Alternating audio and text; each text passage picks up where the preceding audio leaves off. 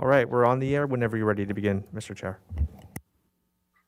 Thank you very much, David. All right, I will call to order the meeting of the Santa Barbara County Planning Commission for the 2nd of February, 2022. And first item will be to pledge allegiance to our flag. So if you please join me.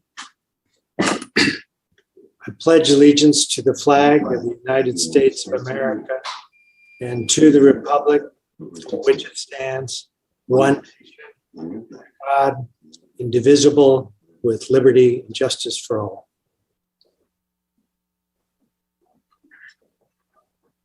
Mr. Villalobos, if you'll do the roll call, please. Yes, thank you.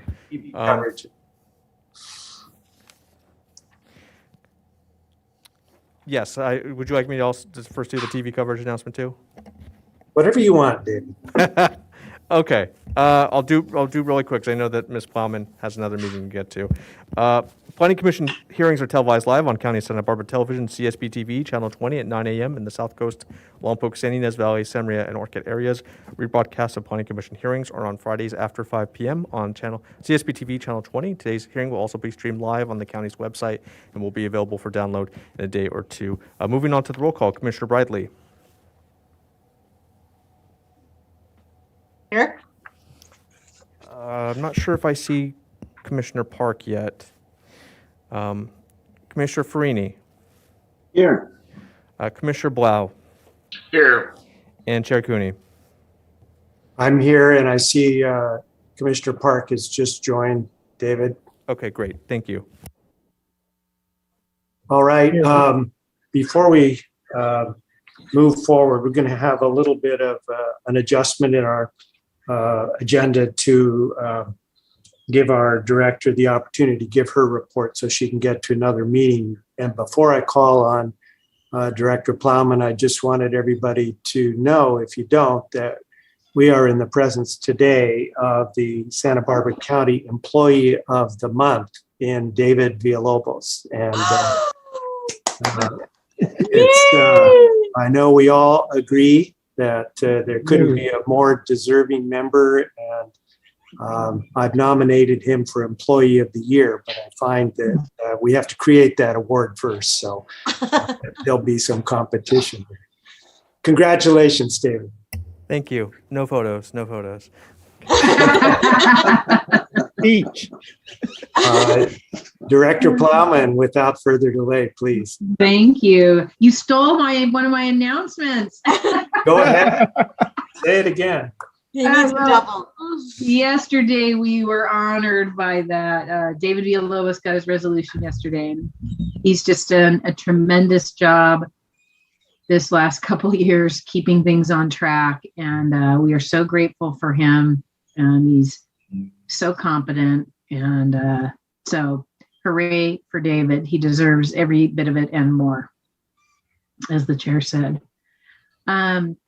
Just quickly, in terms of COVID-19, the public health officer did extend the mask wearing recommendation through to March 1. Case rates are still fairly high. There seems to be some drop, but there is news that there's another stealth variant, they are calling it, because it's some version of Omicron that is now going to go through the population potentially. We have some cases of it apparently. So sit tight. Hold on to your hats. We will eventually get through this, but we aren't changing any of our practices until we get some additional direction from public health officer. In terms of board actions, the board approved the Decker land use permit last week. And they also heard an item by the Ag Commissioner regarding hemp. And they had their first reading maybe it was 2 weeks ago, but they had their first meeting, I think it was on the 25th. And they voted to establish a licensing process for hemp and a cap of roughly 180 acres. So the second reading was yesterday, and that will take effect in 30 days. So that the cap of 180 acres sort of effectively limits the amount of hemp in the community to what currently is in operation and being grown. I think that, at least for now, that sort of resolves the concerns that there were about a wide expansion of hemp and then the conflicts between hemp and cannabis. And then future items for the board, we have the Central Coast Ag Land Use Permit Appeal. It's called the Caldwell Appeal on the 15th of February. And then moving into March, we have the Galileo Apartments. They've got to go there because of the rezone and general plan amendment. We also have the G&K appeal on March 1st. And then on the 8th of March, we've got the Orcutt gas station appeal and the Exxon trucking project and appeal. And then we have the LRP work program on the 15th of March. The Steiner appeal of the Rufino TPM on the 15th of March, and the Hawker Philippides lot line adjustment appeal, which is from Montecito PC. So we have a pretty full first quarter, and I think that's all I have. Any questions? I see a question from Commissioner Blau. Yeah, is our public health officer, is he a doctor or what is he? Because I'm just curious about this mask thing, since all you're hearing from all the different doctors and different people that unless you have an N95 mask and are taught how to wear it, the other face coverings everybody's using are worthless. They don't do anything. So Commissioner Blau through the chair. So Dr. Ansorg and Dr. Del Reynoso have recommended that people use the KN95s. They say they're better. They're the best at protecting from this particular variant, possibly all variants. They have a sign in our department that shows, you can wear the cloth masks are the least effective. You can wear a surgical mask with your cloth mask. That's better. And then the N95 and KN95s are the best. Well, I'm just not seeing any known scientific doctors that are saying anything but the N95 mask is effective, and even that's questionable. Because you take it off to drink something, you take it off to, get it.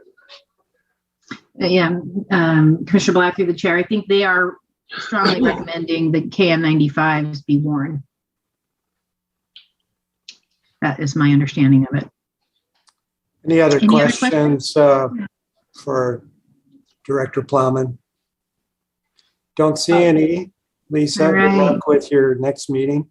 Thank you so much, Mr. Chair. I appreciate you guys accommodating my schedule today. We'll see you soon. Okay, take care. That brings us to the agenda status report. Mr. Wilson, welcome. Good morning, Chair and members of the Commission. In regards to our status of our agenda, we have one item, which is a development plan and coastal development permit for a cannabis project in Carpentry. Staff and applicants are available and ready to present on that today. I can move to the projection report, Mr. Chair, if you'd like. Please. Our next hearing is scheduled for next week, which is February 9th. I think we had a number of items drop off, so there's actually only one item on that agenda for next week. And then following that, we have our next hearing will be February 23rd, which we have two items for long-range planning, an update or a progress report on the comprehensive plan, and then their work program that we're going to bring to the commission for discussion review. And then as well, we have an appeal of the Durberg appeal of the Tierra Tambor cannabis project off of Drum Canyon, Longpoke area. And then moving on, March 2nd, we have a number of items on that day. The neighbor appeal of another cannabis project. And then we have another cannabis project on Carpentry on 3508 Via Real. And then we have Arctic Cold on March 2nd as well. That could be a pretty big day with those two appeals and then the Arctic Cold project as well. And then moving on to March 9th, we have the 5-year capital improvement program is scheduled for March 9th. But that's as far out as we are on the projection report, Mr. Chair and Commissioners. Thank you, Mr. Wilson. Any questions about our projection report? Yeah, I have a question. On the 23rd, can we do the hearing on the item we make a decision on, and the two long-range planning issues would be second and third on there? And the reason I say that is that happens to be my wedding anniversary, and I don't have any problem spending a couple hours during the morning on the item, but I can get the briefing from long-range planning on video a week later if I need it, and I might just, do the decision-making hearing first and catch the other items later on. Just a request, Mr. Chair.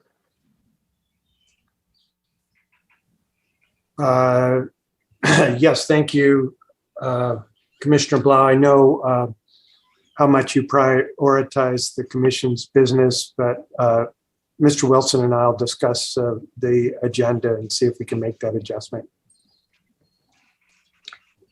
Thank you. I appreciate it.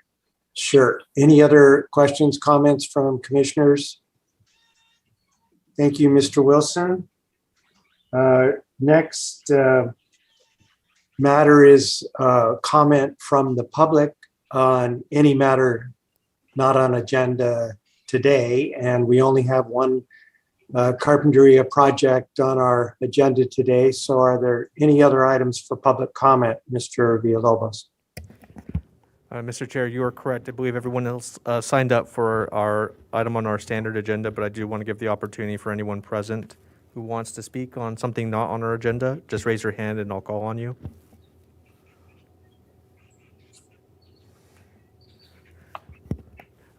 Doesn't look like we have any takers today. Okay, well, if someone pops on as we're doing our agenda beginning here, let us know. We'll move to commissioner reports. This is your opportunity, fellow commissioners, for any items you want to share with the public and us. Don't see any today. Okay, we're going to get right to our minutes. We have two sets of minutes before us. The first is a carryover from 2021, December 1. Mr. Chair, the commission had continued these minutes and asked that staff look into the issue of the motion number 6 for the second item, the Galileo Pisa LLC apartments. I did review the tape and I had some discussions with Mr. Stewart, the project planner, on that. And I believe that it went back and forth, but it generally looked okay. But I would defer to Commissioner Bradley. I know that she also had a discussion with Mr. Stewart as well. Mr. Bradley? Did you say Ms. Bradley? I didn't hear you, Mr. I said Commissioner Bradley. Okay, thank you. Yeah, that's correct. And I talked about it with Mr. Stewart, and I think the way he's characterized it in the board report is totally fine. So I'm okay with that, except look, on number 6, we've got 2 that's. So maybe we can just take out the second that. Page 4, 2, 6. Right. I had called that to Mr. Villalobos' attention last month, so I know he's corrected that one. Any other comments, corrections? We still have to approve these minutes. So I'd move for approval with that correction. I'll second it. All right, seconded by Commissioner Blau. Roll call, please. Commissioner Bradley. Aye. Commissioner Park. Aye. Commissioner Freeney. Aye. Commissioner Blau. Aye. Chair Cooney. Aye. Motion passes 5-0. Thank you. We go to February. Oops, that's the agenda, not February. It is January 12, 2022, before us for the first time. Any comments? I'll move for approval. Okay, I have one little correction. Is there a second? I'll second it. you're seconding, and now the correction? The correction is on item 1 under the action, item 1, 2. The second part of that sentence is including setback modification and California Environmental Quality Act findings. I think we either need an A before modification, or were there more than one modifications on that case?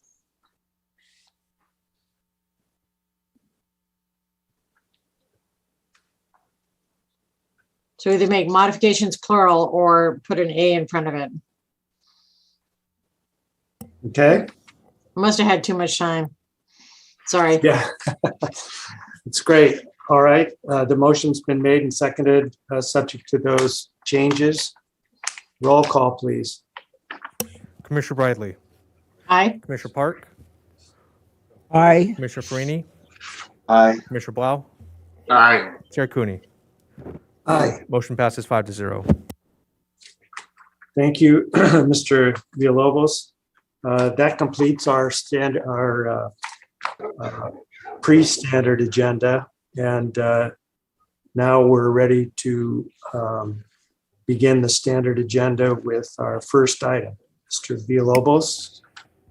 Thank you. The following is a hearing on the request of Edward Van Wingerden, applicant and owner, to consider case numbers 19 DVP 16, 19 CDP 17, and State CEQA Guidelines Section 15168C4, checklist for commercial cannabis land use, entitlement, and licensing applications.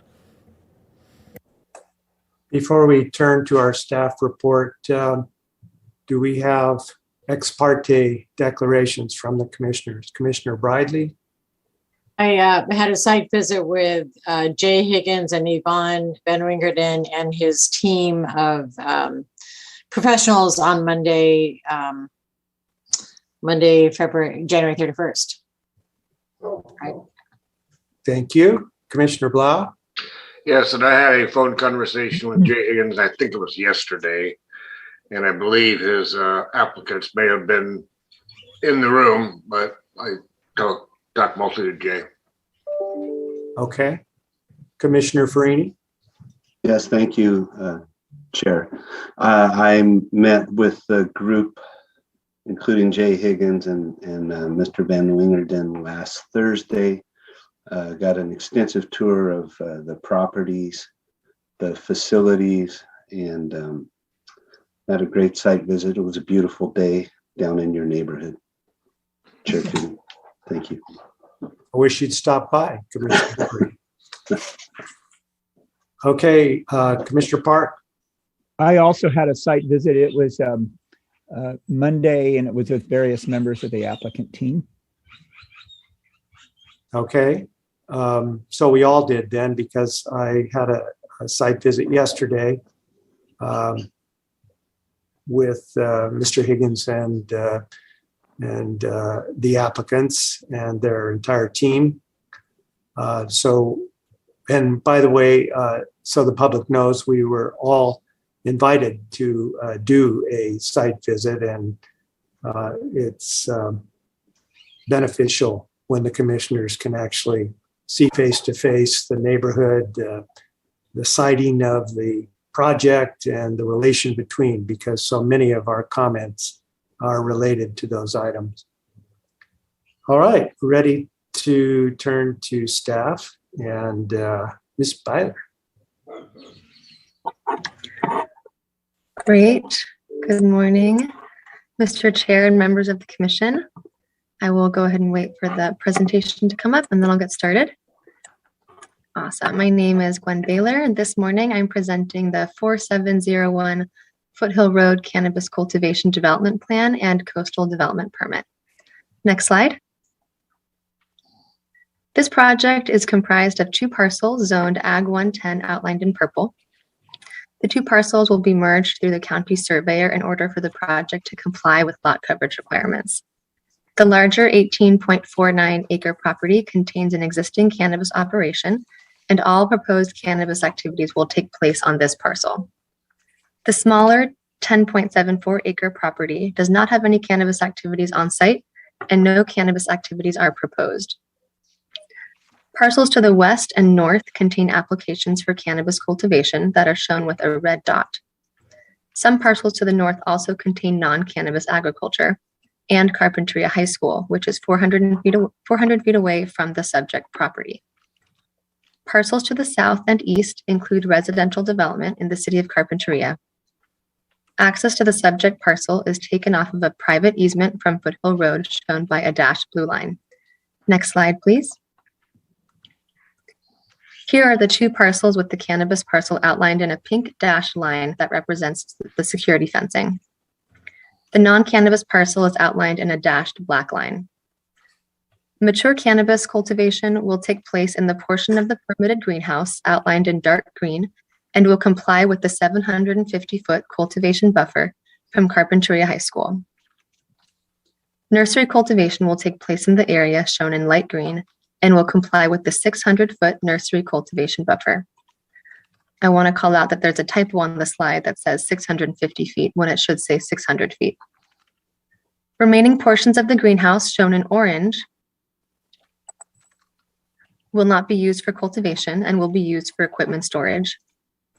Parking for the cannabis operation will be in the eastern portion of the cannabis parcel, and parking for the non-cannabis agriculture on the smaller parcel will be near the permitted greenhouse. As-built and new water tanks are shown with circles. As-built structures are shown in dark gray, and proposed downward-facing motion sensor light fixtures are shown with yellow stars. The well is located in the southern portion of the parcel and is shown with a blue cloud. Structures to be demolished are shown in red and include storage containers, greenhouse, storage, a reverse osmosis room, and a garage. An existing detention basin in the southeast corner of the cannabis parcel is outlined with a dashed gray line. Next slide. This brings me to an overview of the proposed coastal development permit, which consists of 10.74 acres of cultivation in a permitted greenhouse. The project will have up to 57 employees from 6:30 to 3:30 p.m. Monday through Saturday. There will be parking on site, and employees will be provided with incentives for ride sharing. New landscaping will be planted to further screen from public roads to the south and east of the subject parcels. The odor abatement plan includes regenerative carbon scrubbers in the greenhouse and an existing vapor phase system, which will continue to be used on the greenhouse until it is not needed. The regenerative carbon scrubbing system is not an odor neutralizing system. Instead, it uses a multi-step filtration process paired with high flow ionization and UV light to capture odoriferous particles and fugitive gases from the air. The project will use 30.07 acre feet per year of water, which is less than the historic usage on site of 35.14 acre feet per year for the previously cultivated cut flower operations. Agricultural water will continue to be provided by an on-site well, and domestic water will continue to be provided by the Carpentry Valley Water District. These sources draw from the Carpentry groundwater basin. Next slide. The project also requires a development plan consisting of 5 new water tanks, grading to upgrade the on-site detention basin, and legalizing an as-built loading dock, utility building, water tanks with 5 on each parcel, and agricultural accessory structures. The development plan includes demolishing as-built development on the cannabis parcel, including portions of the greenhouse, garage, reverse osmosis room, storage building and containers, and 2 water tanks that will be replaced with new water tanks. Next slide. As allowed by Article 2, the applicant requests a modification to the setbacks required by the Carpentry agricultural overlay for the cannabis parcel. The 20-foot interior lot setback is shown with a dashed blue line on this site plan, with 3 structures included in the 20-foot setback area. An additional 100-foot setback from residentially zoned properties also applies to the southern property line, and this was not initially included in the presentation today. The modification request is also to reduce this 100-foot setback and includes additional structures. This setback and applicable structures are shown on the following slide that staff added after the presentation was made public. Next slide, please. The request for setback modification applies to the structures shown in orange, which include 9 water tanks, including 4 as-built water tanks, and an as-built irrigation room in the southern property line setback, and 1 as-built utility shed in the eastern property line setback. As described in the findings included to the staff report, the project justifies this setback modification. All development within the setback area is in support of the cultivation operation on site, and the parcel is built out with the permitted greenhouse, landscaping, orchard, parking, detention basin. And as a result, there are limited areas to allow development needed for the proposed project. All development will be screened to the maximum extent feasible with new and existing landscaping. The proposed project has been reviewed by SBAR for visual resource compatibility and by the Carpentry Summerlin Fire District for access and emergency evacuation. Next slide, please. Staff recommends updating finding 2.2.9 in attachment A to the staff report to incorporate the 100-foot setback from residentially zoned properties. The updated language is shown on this slide before you. As described in the staff report, as-built development is reviewed as if it is new development and must comply with all applicable regulations, just as new development would. Next slide, please. As you can see on this aerial of the 2 parcels, there is extensive existing mature vegetation located on site on the west, south, and east borders of the parcels. A lot of this vegetation consists of commercial orchards on site. The project proposes planting additional landscaping to further screen the project. Next slide. Here is the landscaping plan for the cannabis parcel with new plantings shown in blue, green, and orange. You can see that new vegetation will be planted in the southwestern portion of the parcel, along the southern boundary, around the detention basin, and along the eastern parcel boundary. Next slide. And here is the landscaping plan for the non-cannabis parcel. New vegetation shown in orange, green, and blue will be planted along the southern boundary and in the northern portion of the parcel. Next slide. The project is consistent with the policies of the comprehensive plan, including the land use element, agricultural element, and conservation element. A complete discussion of these standards and policies along with the project consistency analysis is in the staff report. The estimated water use for the project is 30.07 acre-feet per year. The Carpentry groundwater basin is not overdrafted, nor does it have any water use thresholds according to the Santa Barbara County Thresholds and Guidelines Manual. Next slide, please. The project is consistent with standards of the Coastal Zoning Ordinance, including the Ag 1 zone standards and the Cannabis Ordinance. The proposed project includes a landscaping and screening plan, lighting plan, a plan for fencing and cannabis premises, fencing the cannabis premises, a site transportation demand management plan, and an odor abatement plan. Next slide.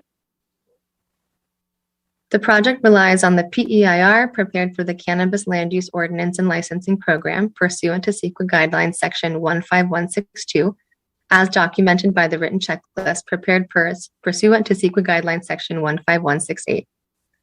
The checklist is included as Attachment C to the staff report. No additional environmental review is required. Next slide. Staff recommends that you make the required findings for approval included in Attachment A to the staff report and as revised by slide 8 of this presentation. Determine that the PEIR is adequate and no additional environmental review is needed, and grant approval of the project subject to the conditions included as Attachment B. This concludes staff presentation. Staff and the applicant are available to answer any questions. Thank you. Thank you, Ms. Baylor. As usual, very concise but complete report. Do we have questions, Commissioner Blau? Yeah, Miss Baylor, did I, a little confusing to me. When I looked at your diagram that talks about the encroachment into the setback for the water tanks, it looks like it's a big encroachment, but on your report, did I hear it correctly that it's instead of 20 feet, one of them's 18 feet? Instead of 20 feet, one of them's 19 and a half feet. Did I get that right?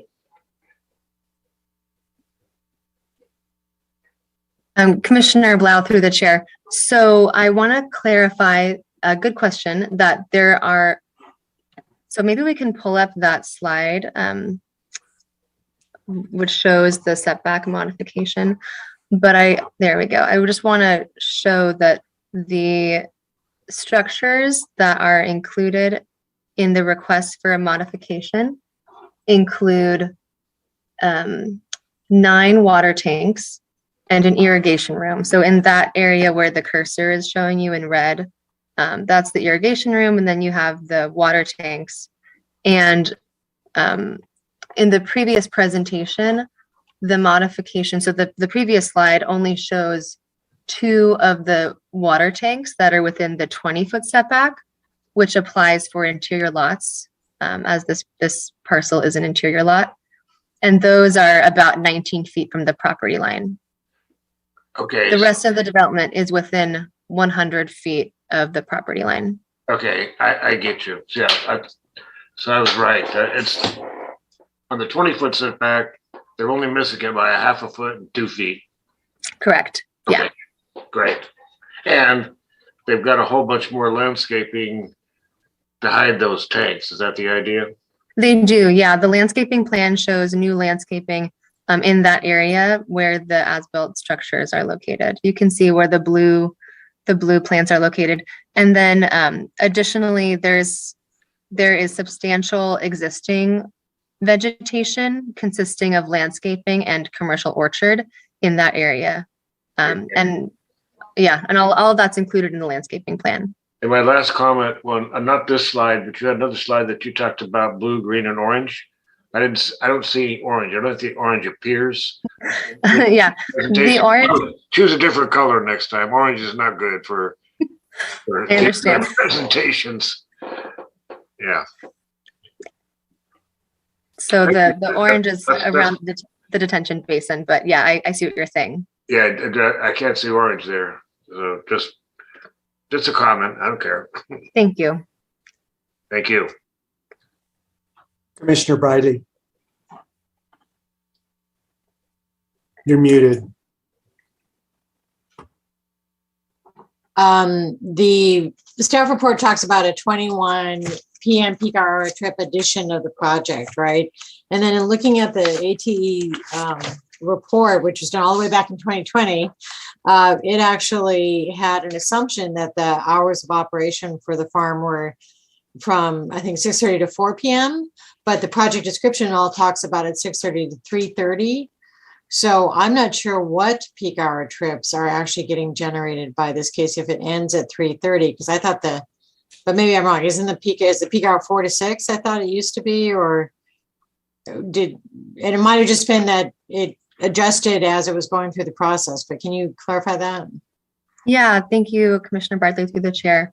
So the project description includes the correct hours. So like you said, the hours will be 6:30 to 3:30. And any additional peak hour trips outside of that time account for maybe deliveries or other operational aspects that may be occurring outside of those 6:30 to 3:30 hours during peak hours. The primary workshop, because I know that they also have additional farm workers doing other kinds of agriculture on the site. So maybe that's not restricted to the 3:30 shift time. Is that the assumption in the? It's minor. If the applicant hasn't, and the applicant might be able to clarify if they haven't had an issue with it because aren't the fees based on the peak hour trip generation? These Yeah, I fees are pretty believe high, they're so. yeah, they're based on peak hour trip generation and I believe new and as-built structural development. But the traffic study includes the employees for the non-cannabis operation as well. Okay. That's my understanding. Okay. And just, I know that this is a topic because we've got a lot of public comment letters on this, but this property has a lot of as-built development that was done over the last, 20, 30 years, honestly. And so as a matter of course, no matter what kind of case it is, just confirm for me, cannabis farms are one thing, but even if we had, a church addition and they'd built on a daycare that never got a permit because it was done by volunteers on 2 weekends. The standard way that the county deals with it is that once you're in the process in any way, shape, or form, even if it's for a land use permit, you have to actually legalize what was built on the property, right? And that means bringing it up to current code, which can sometimes be difficult for clients. I'm only saying this because I've actually had to represent clients that are pulling their hair out like, I didn't know that the previous owner did this without a permit. And I said, and that's why you have to fix it now. So the point is, it's an opportunity, I guess, for properties that have been without a permit. This is your standard practice, right? In terms of getting them to do as-built conformance. That's correct. And this is an issue that is not just related to cannabis projects. As you mentioned, it's we treat all as-built development the same in the planning department. All as-built structures have to comply with the ordinances and applicable codes. And that's not just the planning ordinances. That includes building and safety, flood control. All of these county departments and outside agencies review as-built structures as if they are new structures. All of the as-built development on this site will be required to comply with building code as well. And they'll likely need to make updates to certain structures as a result. And the other thing I want to acknowledge is that this project does include quite a bit of demolition as well. So they're demolishing a lot of the as-built development, and then they're requesting to approve certain aspects of as-built development also. Okay, thanks for that clarification. Those are all my questions. Okay, thank you. Commissioner Park? Yes. Thank you, Ms. Byler, for such an excellent presentation. And you do such a good job on these cannabis presentations. It almost makes me feel like asking that you do all of them, but then that might feel like a jail sentence to you. So I don't know. But because you're such a good planner, I'm going to ask you a general question that kind of plagues me on all these cannabis projects. And preliminarily, I want to state that, I lived in Carpentry for 15 years. I think it is a unbelievably gorgeous place with the ocean and the mountains behind and this wonderful agricultural land in there and this mixture of this very interesting small city and then some of the most productive agriculture in the world. But the main problem Carpentry has now is traffic. And neighbors have raised that in their opposition letters, traffic for this project. I think that, the applicants are doing the best they can to mitigate that. But it's an issue. And we live in a county where our GHGs seem to be going up every year, unlike every other county. And I think a lot of that has to do with traffic from commuters from remote places to come and work here. And when I spoke to members of the staff of this project on Monday, a lot of them are commuting from outside a county. So here's my question for you that I kind of think about all the time. In your work on this project, was there any discussion of the provision of employee housing on site? And And also, what are the obstacles to employee housing on site? This site has the Sterling parcel that's being merged into it, which won't have any cannabis production on it. It's in a residential neighborhood. It's got plenty of room for housing. Why aren't we doing that on these projects? So take a shot at that question, because you're such a good planner. Commissioner Park, through the chair. Yeah, that is a great question. I encourage you to ask the same question of the applicant if you would like, because they have not proposed that as part of their project, so they could probably speak more to that. But I agree with you in that I think that on-site employee housing can be really beneficial. This site, as you know, is already pretty built out. The permitted greenhouse, which was permitted back in 1980, takes up most of the site. Housing, of course, just like any development, is complicated. And so I'm sure the applicant could speak more to that. But I do want to acknowledge that this project has a really strong site transportation demand management plan, which will reduce trips consistent with the program EIR, which requires that these cannabis projects reduce trips. So some of the ways that they're planning to do that are incentivizing ride sharing, and they have outlined in detail, great detail, how they're planning to incentivize ride sharing amongst their employees.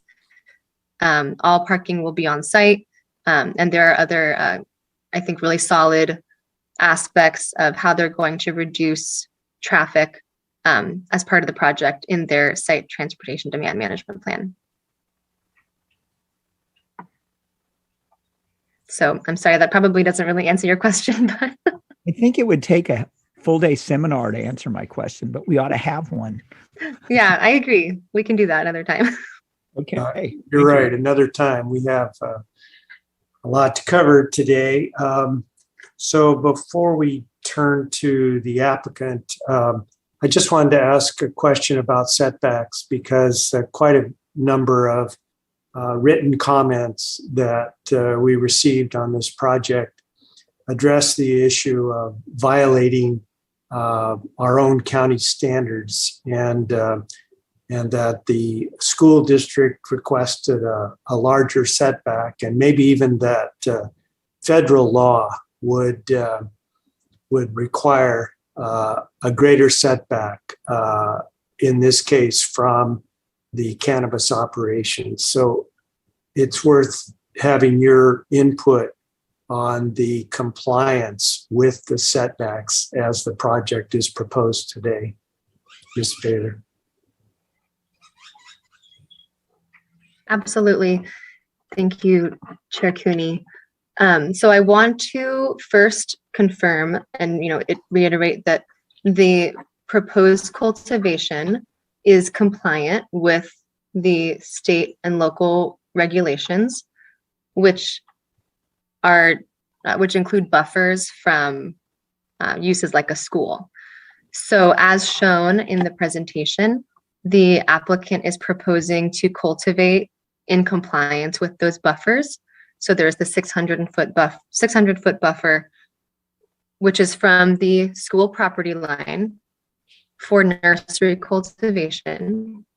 And then there is the 750-foot buffer for flowering cannabis for mature cultivation. So the project complies with all of these regulations.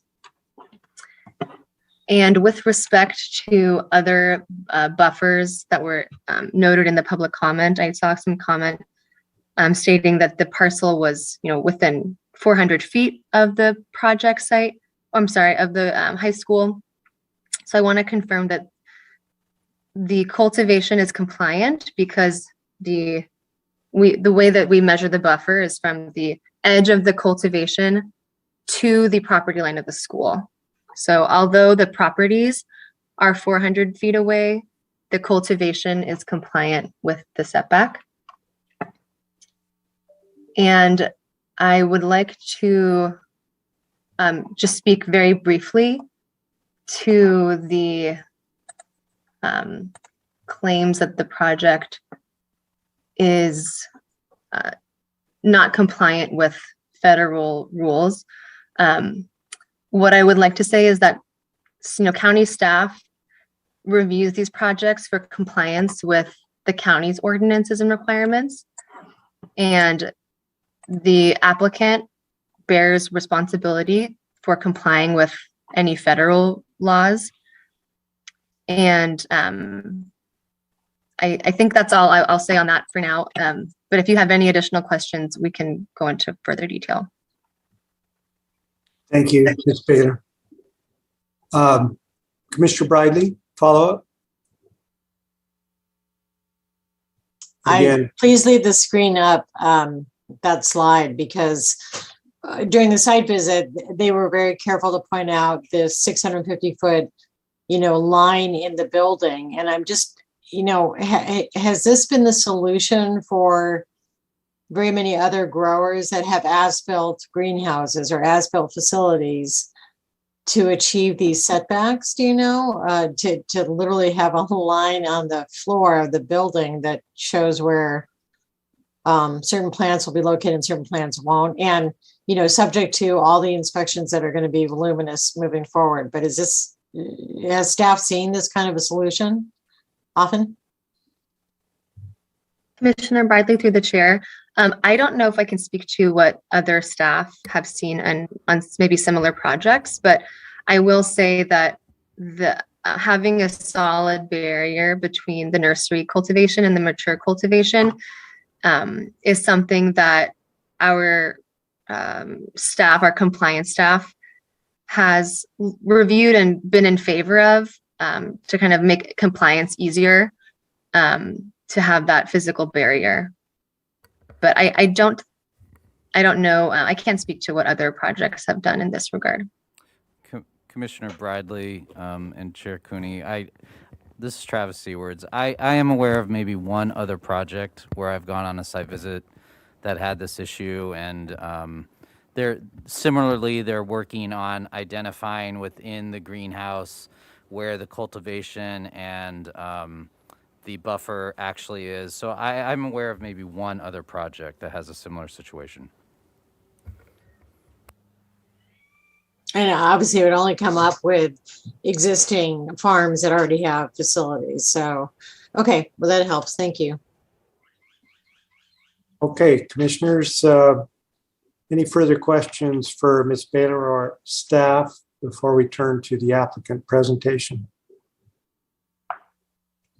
Don't see any, so I think we have time to get the applicant presentation in before we take a break. So I'll turn it over to Mr. Higgins and his clients.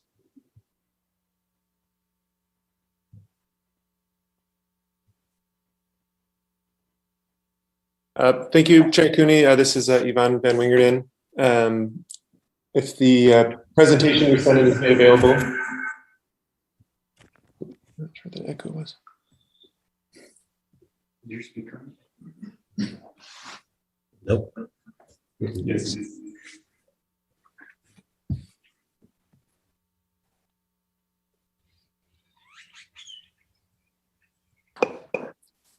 Okay, thank you very much.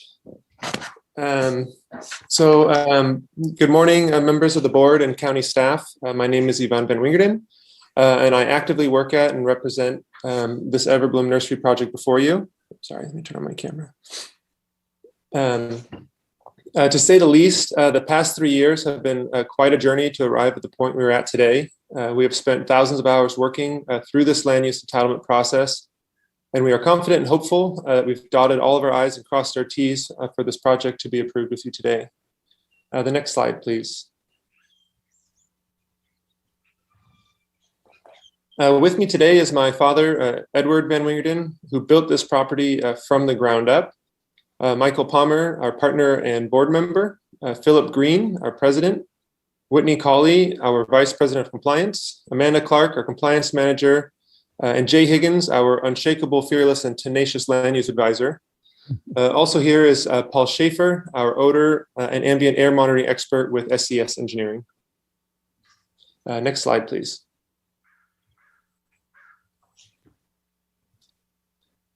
So a little history on the project and as well as our family. So in 1967, my family uprooted from their Westland town of Holland, where they had farmed for over 400 years.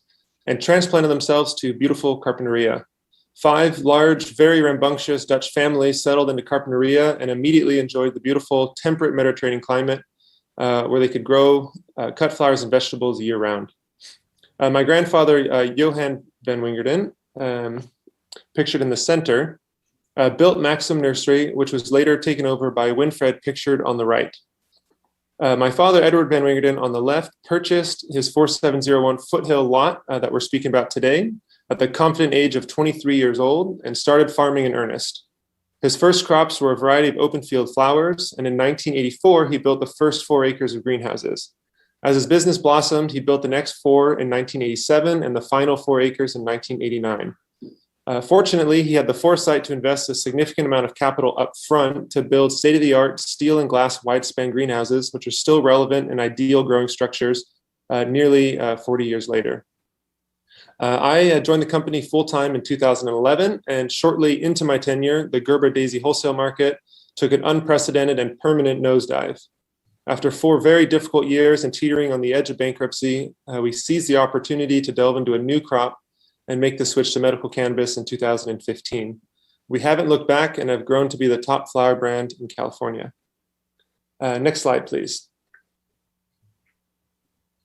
Over the years, as the stigma of this new crop worked through many of the natural progressions, such as fear, skepticism, and widespread acceptance, we open up our doors and have toured thousands of curious members of the community through the greenhouses.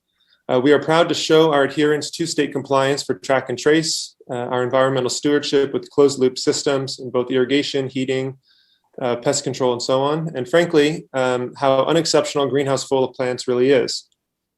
We took out the Gerber plants in 2015 and replanted the same growing racks with cannabis plants. Recently, we've hosted public officials such as state senators, congressmen, and other community stakeholders for tours. We're very much an open book as our future success depends upon strict adherence to state compliance, the county ordinance, and our responsiveness to our neighbors and fellow Carpinterians. We have been members of Carp Growers since its inception. We are actively involved with the Santa Barbara Coalition for Responsible Cannabis with their negotiating team to reach a comprehensive and lasting odor agreement. And all of these efforts are our sincere and steadfast commitment to be excellent stewards and operators within this small community. Next slide, please. And at this point, I'd like to hand over the presentation to our land use consultant, Jay Higgins. Okay, thanks, Yvonne. Mr. Chair, Commission, my name is Jay Higgins. I'm here representing Yvonne and Ed and the project team. And 1 second. Here's a slide that does show some of the project highlights over the last 3 years. And in the trenches with P&D, we have all managed to vet another parcel plus an adjacent parcel, both with pre-Carp Ag overlay development, back through the Carp Ag overlay ordinance and the Cannabis Land Use Ordinance development standards and the county's licensing programs. No small feat, and we're happy to be here this morning. So with approval today, you'll see demolition of structures that do not meet the Carp Ag overlay ordinance, including a section of greenhouse at the southwest corner of the property. And I'll put up a slide here in a second and go through those. Some remaining as-built greenhouse area and ag accessory buildings, plus water tanks, which Ms. Baylor outlined. Those as-built structures represent less than a 10% increase in floor area on just the Everbloom parcel. The addition of the Sterling lot is to be regulated under the development plan approval and the Carp Ag overlay ordinance because it'll be part of the entitlement. The 5-acre lot has just over an acre of greenhouses on it now, and that's how we can get to the today's lot coverage standard in the Carp Ag overlay ordinance. And by the way, on that lot merger, that lot acquisition, is that the applicant, after acquiring are already demolished about an acre of greenhouses on the property and replanted the area with avocado trees. So we'll show you some photos of that in a minute as well. The additional landscape buffer along the Everbloom and Sterling lots Not including the avocados is going to be an upgrade for the parcels and the neighbors behind. And of course, the building and fire code upgrades to the packing house and greenhouses that are consistent with today's standards for fire protection. We've already submitted to the building department, had lots of interaction and meetings with the building official, and have received first round plan check on building code compliance. Of course, you've seen in the record is a pretty lengthy list of exhibits from the fire department for further fire compliance. So next slide.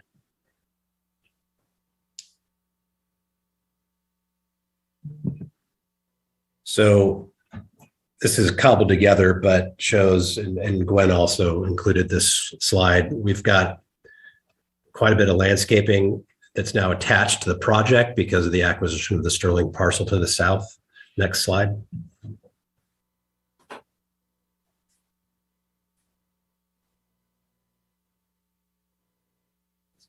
One more slide, please.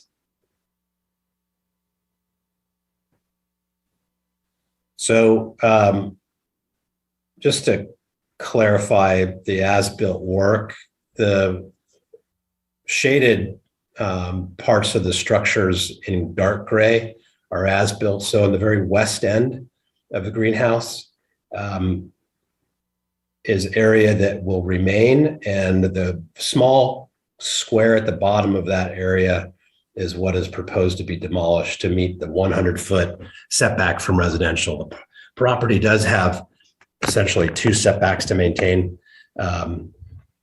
20 feet because the interior lot, and then when adjacent to residential, it's 100 feet. That's in the Carpag overlay ordinance.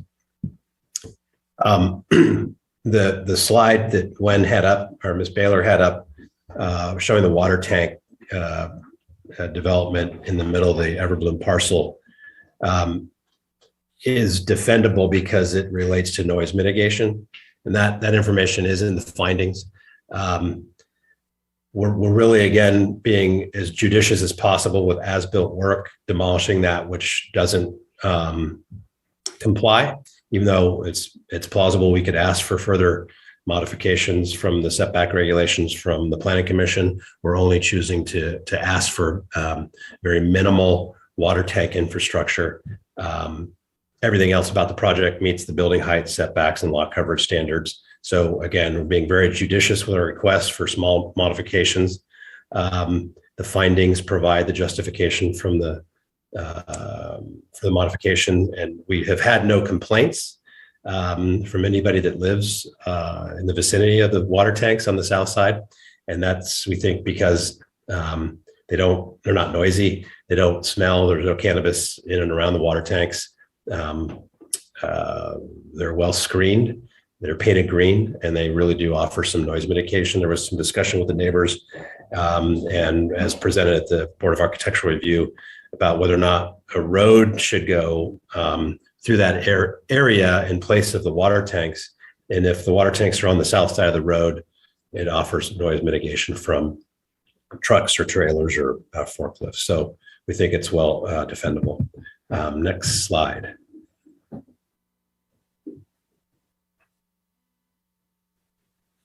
So we can talk about this in detail if you like. And this is these are photos that were shared with the Board of Architectural Review. On the left side is a photo simulation existing and proposed of what screening along the Sterling parcel will look like. There are a few cul-de-sacs that run into Sterling where there isn't any screening because the parcel was never regulated under the Carpag overlay ordinance, and certainly wasn't ever regulated under the cannabis land use ordinance, but now it is. And so now there will be screening against that existing greenhouse on the Sterling side. And that greenhouse cannot have and isn't proposed to have any cannabis in it, but nonetheless, it's part of the program, part of our entitlement. So it's going to be screened. And then the larger photo is taken from the interior of the Sterling parcel, showing that the applicant has recently planted what used to be a greenhouse area with avocados. Next slide.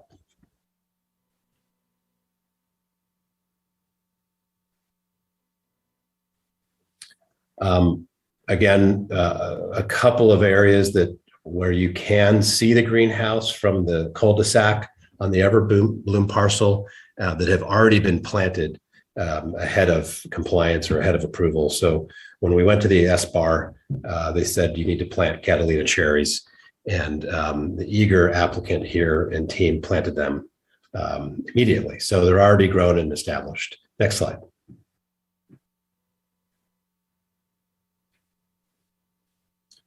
These are smaller photos showing what the visibility of the project site isn't. There is one cul-de-sac at Eucalyptus where you have some peekaboo visibility of the greenhouses, but that again is proposed for additional plantings and won't have any visibility after 5 years, according to the standards in the Cannabis Land Use Ordinance. And the rest of the photos are other cul-de-sac streets that run into either the Everbloom parcel or Sterling, and they really just show what you can't see because of the screening that exists already. Next slide.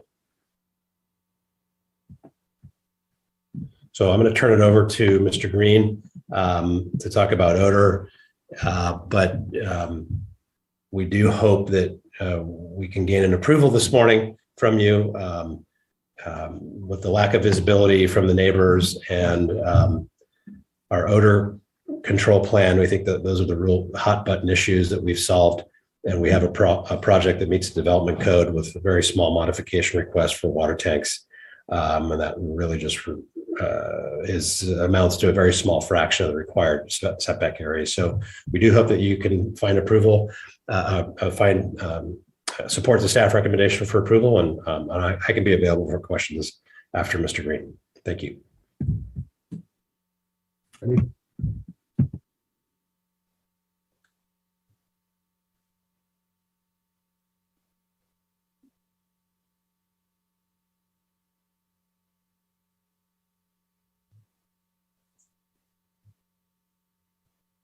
We could get the slide back up, please.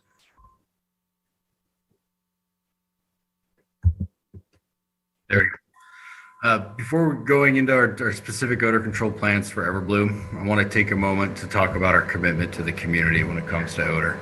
A key pillar of following through on our commitment to drive the ball forward on odor control has been continuous research, exploration, testing, deployment, and operational refinement of odor control systems and technology. Our responsibility to the community on odor does not end once we have finished installing scrubbers in our greenhouse. As part of our odor abatement plan, we will directly receive and respond to odor incidents reported by our neighbors. We will continually evaluate our systems, operations, and respond to any complaints to thoroughly investigate and resolve any issues. Part of the monitoring portion relies upon continued development, testing, and implementation of improved odor measuring and monitoring technologies and methodologies. As we're all painfully aware, currently in the field measurement of odor relies upon individual and subjective noses. We are committed and focused on finding an objective and quantitative measurement of either odor surrogates or total odor directly in the field to ideally ensure odor limit exceedances are detected before impacts are reported to us by neighbors. Myself and other members of our team were key participants in the year-long negotiations between carp growers representing a majority of cannabis operations in Carpentry and the Coalition for Responsible Cannabis. The product of these negotiations was the Model OAP and community guidelines. I'm very proud of what was accomplished by this group, and I'd like to again take a moment to publicly thank the Coalition for being willing to stick through the process and act as a strong and unwavering voice for the community and on what was needed to preserve the things that make Carpentry so incredibly special. We look forward to seeing the fruits of these initial efforts while continuing to adapt and improve as we learn more and more about odor science. Next slide, please. Over the course of our time in cannabis, we have cognizant of the multiple comments and plenty of feedback from the community. And I think the agreement really helps to address the common themes of the complaints and concerns expressed. While vapor phase odor control was a big step in the right direction compared to the previous generation of misting systems, it has been made clear that it just isn't enough. We have committed to and are currently installing carbon scrubbers in the greenhouse to reduce the odor concentration before it even leaves the vents. There have been many comments over the years by community stakeholders that the complaint and response procedure developed by the Land Use Ordinance ordinance was not transparent, objective, nor detailed enough to be effective at identifying responsible cannabis operations and ensuring a sufficient response is made to prevent further odor events. We have fully adopted the tiered response protocols defined within the Model OAP into our odor abatement plan. This ensures that any complaint is directly addressed in a timely manner and the resolution or path forward to correct is communicated to the reporting party, the community stakeholders, as well as the county. One of the hard problems that has been faced is how does the community, county, and industry make a determination of which farm or farms are responsible for creating an ongoing odor hotspot. As part of the agreement with the coalition, if a farm is suspected of being partly or entirely responsible for an odor, the response protocols are the same. The onus falls upon the individual farms to investigate, test, and provide evidence that they are either not responsible for the odor or that they are, and what corrective actions will be taken to correct and prevent future incidents. These measures may initially include the use of dispersion modeling, odor panel samples, all the way up to and including the adoption of any new emerging and proven best available control technologies. The tiered response protocol requires the acknowledgement of complaints, sharing of relevant data, findings from initial internal investigations, and corrective actions with the reporting party, community stakeholders, and carp growers. This will hopefully help to alleviate the feeling that when someone complains, there is no follow-up with or pressure on the surrounding cannabis operations to respond.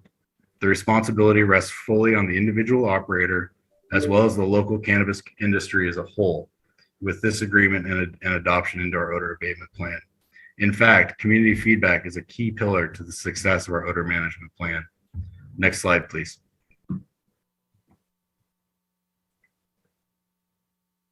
Highlighted in green is Everbloom and its relative location to residential neighborhoods and Carpentry High School. Because of our location with respect to sensitive receptors, it was imperative that we become leaders on odor management within carp growers, and we're eager to work with the community, subject matter experts, as well as go beyond industry standards when it comes to greenhouse odor control. Next slide, please.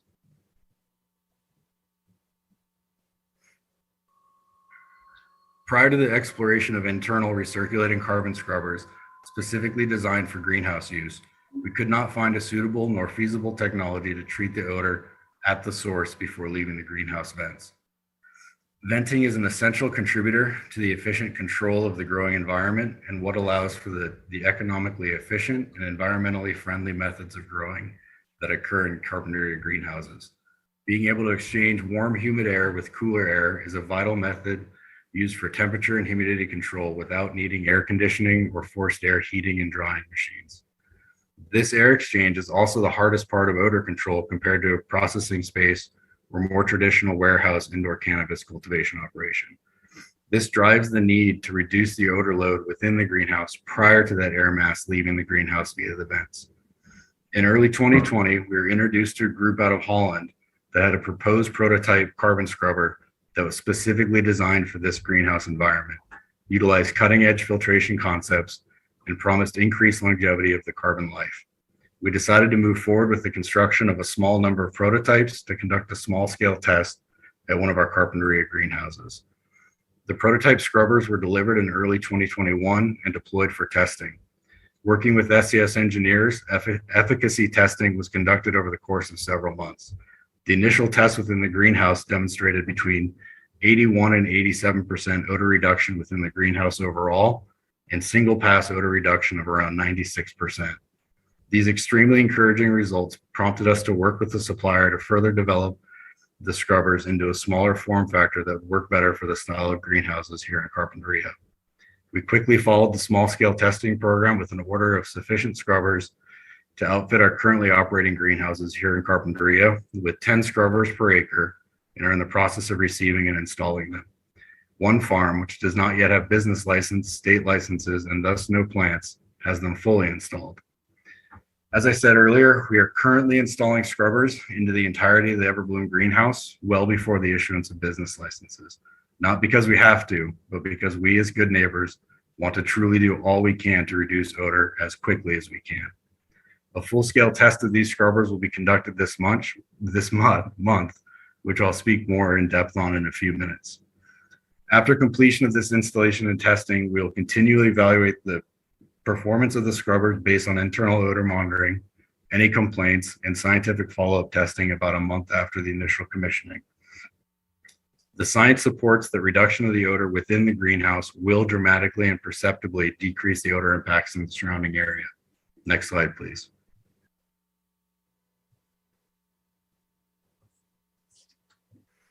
On this slide, we have a site plan of Everbloom overlaid with the initial deployment of scrubbers within both the flowering and nursery area, the solid wall that separates the two areas. Also shown is the buffer from the high school of 600 feet for nursery operations and 750 feet for flowering plants. It's worth noting here that Everbloom is proposing no reduction in or relief from the county cannabis ordinance mandated distances from sensitive receptors and nursery or mixed light cannabis premises. In the flowering portion of the greenhouse, we are installing 10 scrubbers per acre and a slightly reduced density of scrubbers within the nursery area. These scrubbers will run 24 hours a day to ensure odor concentrations are kept to the absolute lowest levels possible, regardless of ridge vent position. Next slide, please.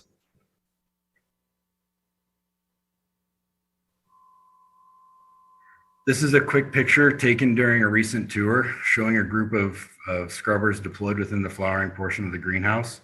It has been almost 2 years in the making, and we are very excited to finally be able to see scrubbers in and amongst a filled greenhouse. Next slide, please.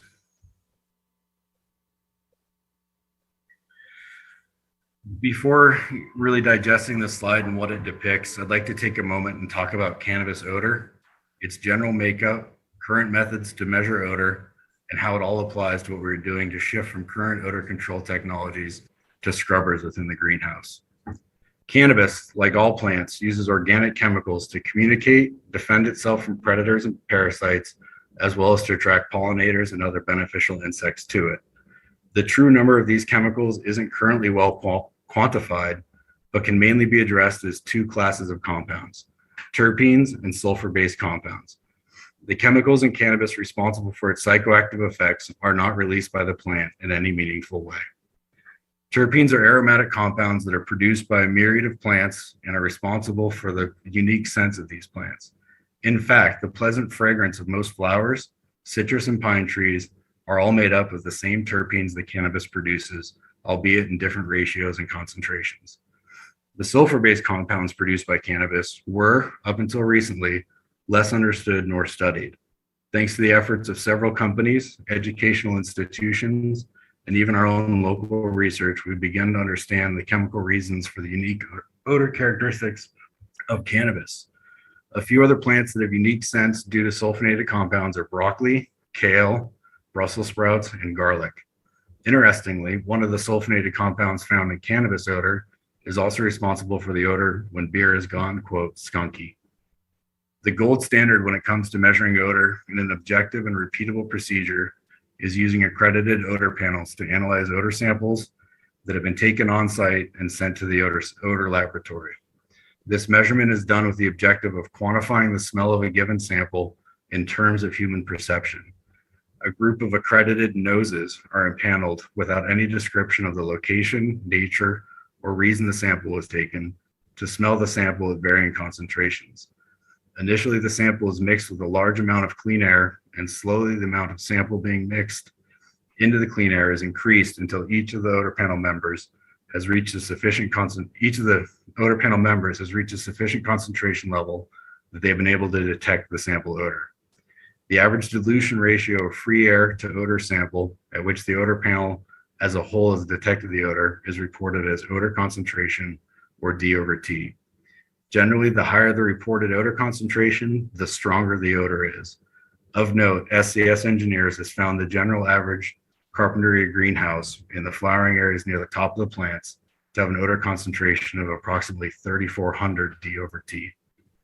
We as an industry, alongside engineering firms and odor control manufacturers, are exploring the relationship between terpene concentrations, total sulfur concentrations, and odor panel produced odor levels to see if we can identify either a correlation between true odor as observed by a person and the ambient levels of terpenes, sulfur-based compounds, or a mix therein. Even if a strong correlation cannot be used to predict actual odor level, it may serve as a surrogate to warn that odor levels may have reached or are approaching unacceptable levels within the greenhouse.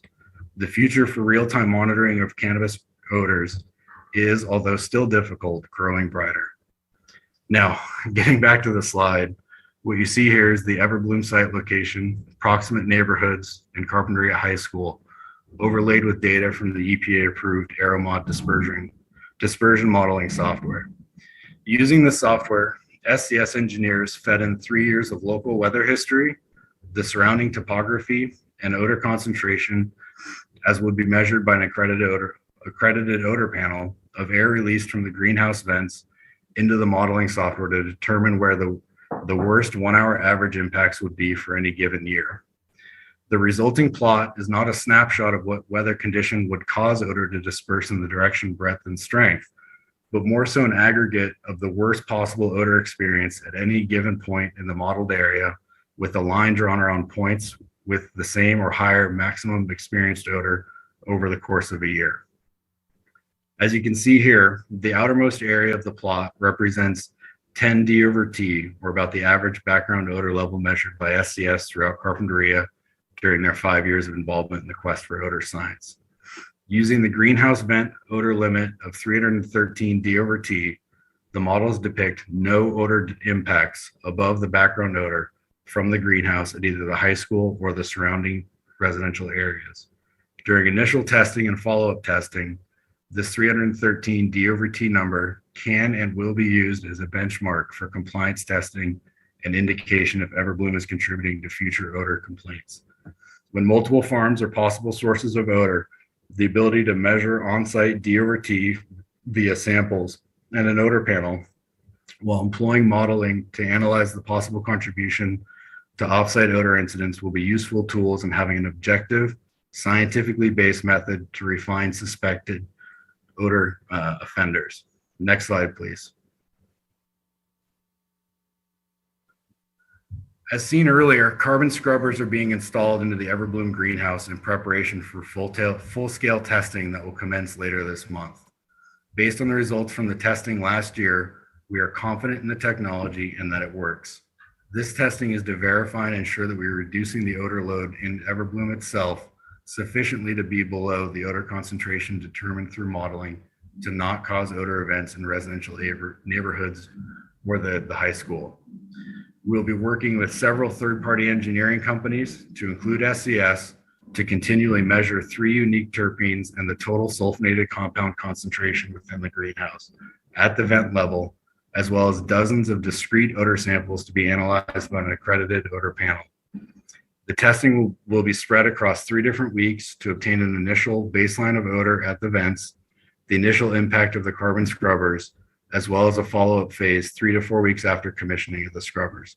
All 3 phases will include a harvest of mature plants to ensure worst-case odor conditions within the greenhouse.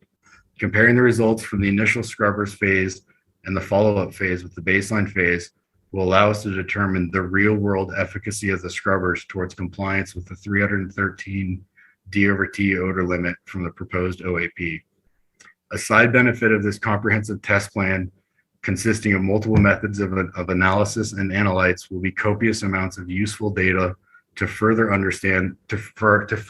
understanding of cannabis odor and how our operations impact the production of odor, further enabling us to better control it. Next slide, please.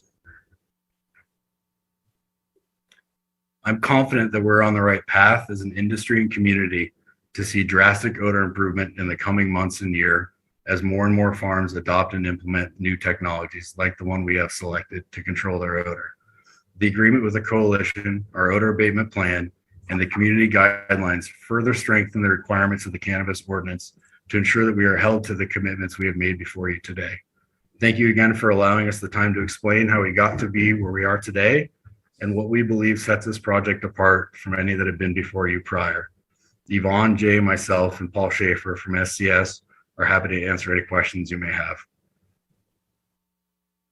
Well, thank you very much, Mr. Green, for your presentation, which I can tell has been worked on carefully We do have some commissioner questions. So Mr. Higgins, did you want to add to the presentation?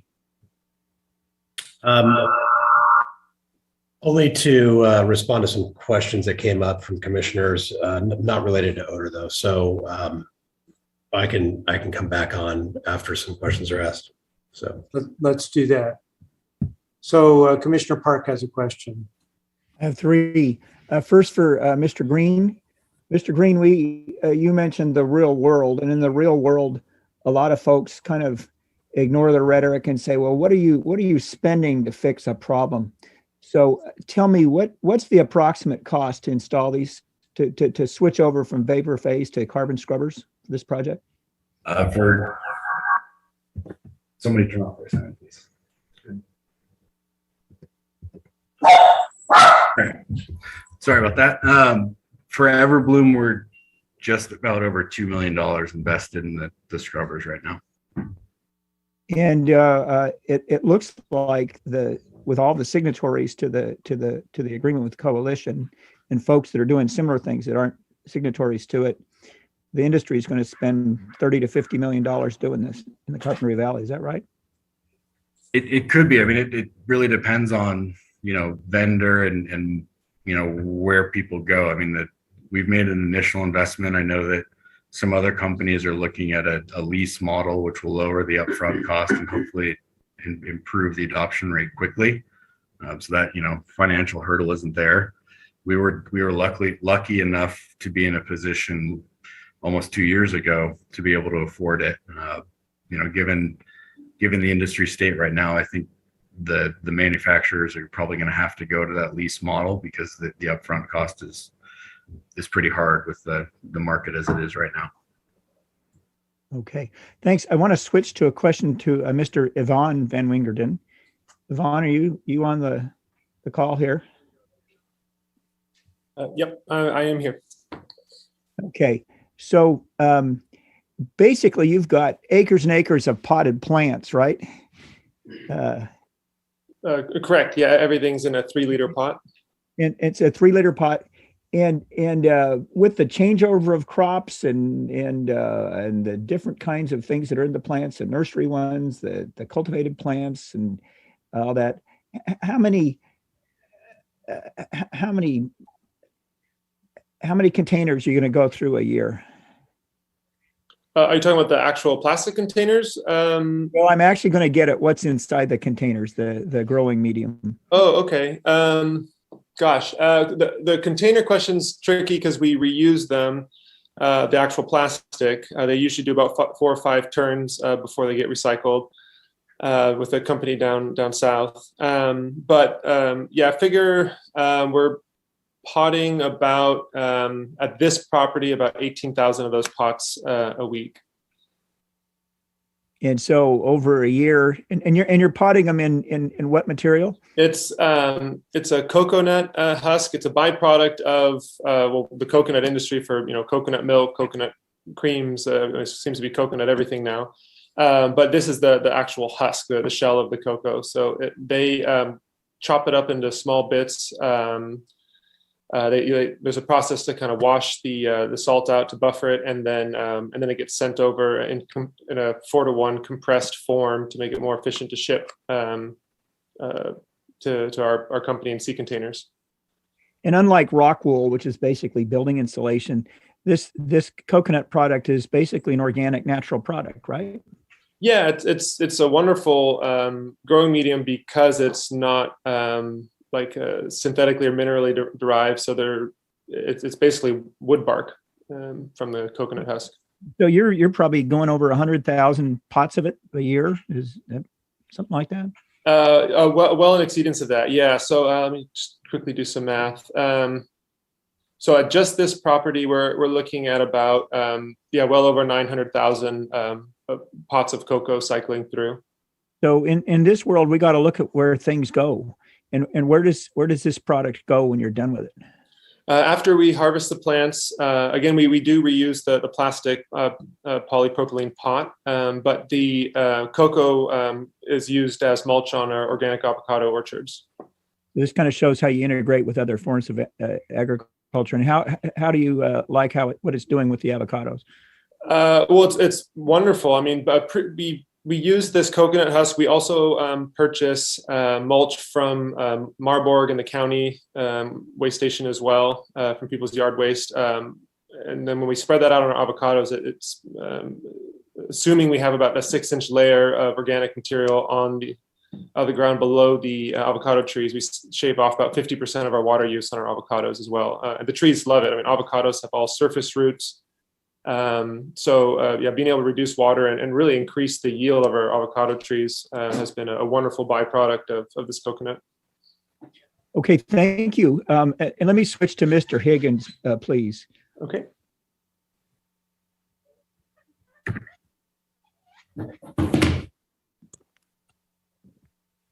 Shoot. So, Mr. Higgins, you know, I've always threatened you that because you've appeared in front of the County Planning Commission so many times that I'm going to appear in front of the City Planning Commission and ask you a bunch of open-ended, difficult questions. And so I'm practicing right now. You heard my sermon on housing. What in your opinion, are obstacles to the provision of employee housing on this project, and particularly the Sterling parcel that you're integrating into this? On the record or off the record? Well, let me answer it this way. I don't want to hold up the review of this project. Yeah. I just want to get a kind of an answer so we can move forward somehow on getting this issue addressed on these cannabis projects, on-site housing. So yeah, sure. I mean, this as you can. This parcel is interesting because it's got the services that you may not have on other greenhouse properties that are septic. That can be a challenge. So that's a bigger issue, of course, for the valley. What to do with infrastructure, sewer, water, et cetera. I'm told though some of the former employees of the farm chimed in about a housing proposal that actually got to the county in the late 80s on this parcel, and it was not well received by the neighbors. So germane to all housing projects everywhere in California, there's a lot of that kind of opposition to overcome as well. Well, like I said earlier, this is going to be the subject of a day-long seminar sometime, somehow. But thank you for your input. Sure. And thank you, Commissioner Cooney, for letting me ask my questions. All right, you asked a lot of our questions. Thank you. Who else? Anybody else have questions of the applicant at this point? Don't see any. We'd like, Mr. Chair, if you don't mind, we would like just a couple minutes, perhaps, when we reconvene after public comment to address anything that comes up. And at that point, I think I can maybe get at the issue of the traffic question that was asked by Commissioner Bridley, the difference between our project description and the traffic report. So we can cover that later, though, if you don't mind, as well as anything else that comes up. Well, you can anticipate that something will, and we'll see you back after public comment. And we'll start public comment after a 12-minute break to 10:45, and we'll be back online.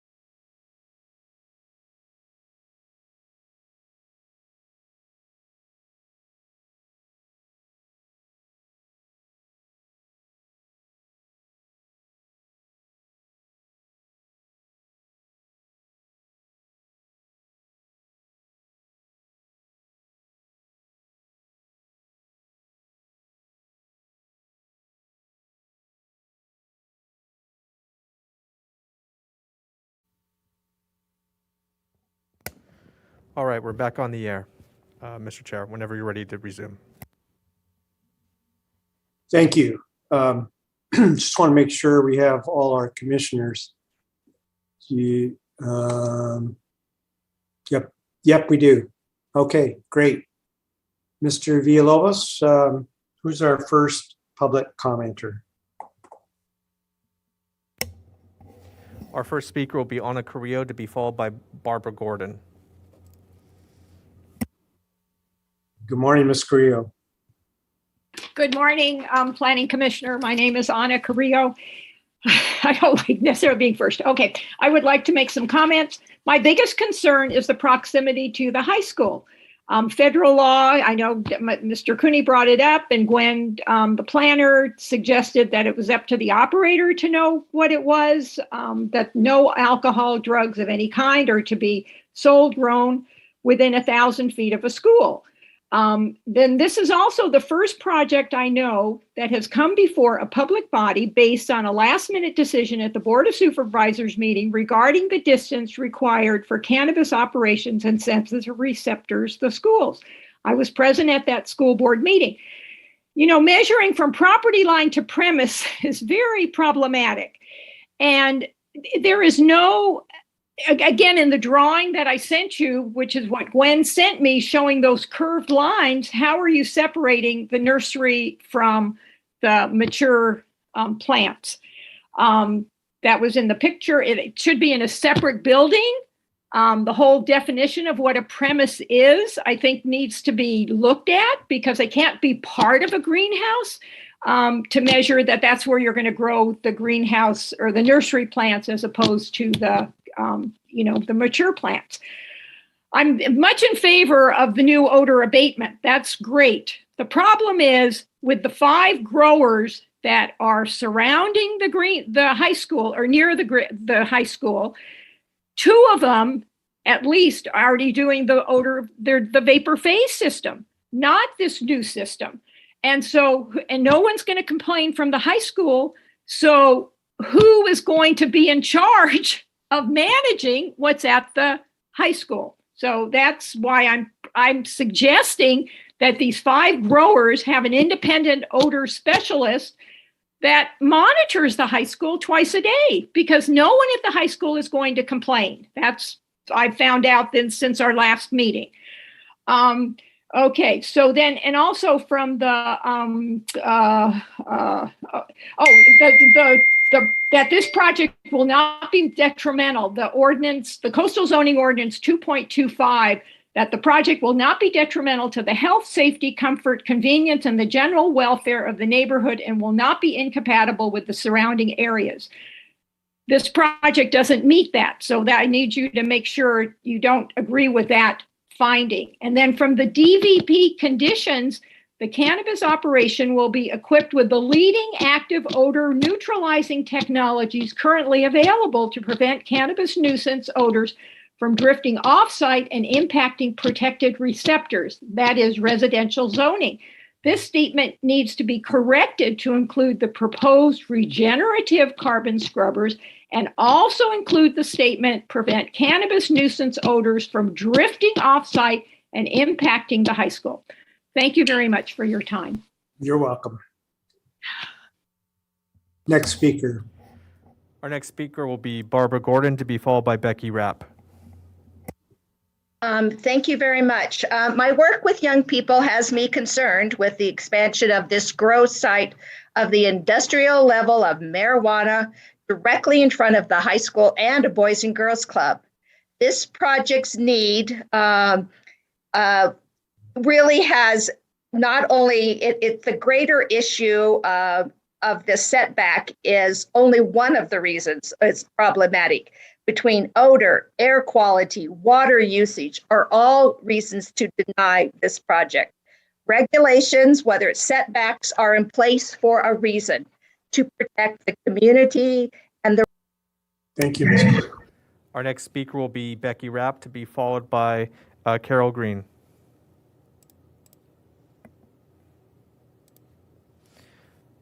Ms. Rapp, if you could unmute yourself.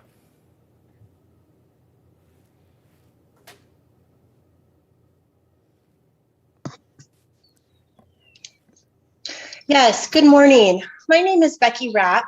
I'm a parent and a public health educator. And I come here this morning as I am deeply concerned for the future of the children attending Carpentry High School and those in the surrounding areas. A recent editorial in the Colorado Gazette was widely distributed to national public health community members called "The X Factor Affecting the Mental Health of Colorado Kids." It addressed the normalization and promotion and access to marijuana in Colorado. And the author quoted Dr. Mark Johnson, head of the Colorado Medical Society. He said, "There is no question that marijuana is one of the factors in the declining mental health of our kids. We are gambling with the health and future of our teens," he said bluntly. "As I speak with my colleagues in emergency medicine, physicians are seeing what some of them consider to be an epidemic of acute, transient, psychotic symptoms in their patients who use marijuana, particularly adolescents. In no way is 450 feet far enough away from a high school with students that are struggling in a situation following a pandemic. Having marijuana growing that close, smelling it, seeing it, having it normalized is unacceptable. And I would just urge you to deny this project, sending a message to these families that you hear them and you see them and you support their concerns. Thank you. Thank you, Ms. Rapp. Our next speaker will be Carol Green, to be followed by Dustin Hoyseth. Good morning, commissioners. I appreciate that all the decision makers on this commission had the opportunity to visit the site in question and speak with the potential business owners who will profit from this business. I'd like to share with you a point of view of a parent. I wish I could have had you all visit my house and met my brilliant 22-year-old son, computer programmer, college student with a bright future in front of him. His friends convinced him that smoking a little pot would calm him down and help him relax. Studies in medical journals show how THC does just the opposite of this. It increases anxiety, depression, and can be a trigger for psychosis. But, college students know best and they listen to their friends, particularly when society goes along with it. As a matter of fact, multiple recent studies in both the American Academy of Pediatrics and the American Psychological Association and others show that smoking marijuana is linked to developing schizophrenia and psychotic disorders that involve psychosis, particularly at a young age. More and more studies show that marijuana is indeed the trigger for this psychosis. And that matters to you because these disorders, when they start early, they often get worse as a child gets older. And unfortunately, stopping the use of marijuana does not take this disorder away. A longitudinal study of high school and college students suggested that pervasive sociological and psychological consistency of smoking marijuana with these diseases. And a study in September 2020 in Los Angeles showed that students who had more exposure to marijuana businesses, including signage, storefronts, and cultivation, had an increased use, with more than 65% of permitted shops not asking for identification. So what does this mean for all of you? As you allow the for-profit business to locate right across the street from a high school, no matter what loopholes people are finding, regardless of the line in the building or whatever technical turnaround, you are saying to the high school students at Carpentry High School that this is normal and okay.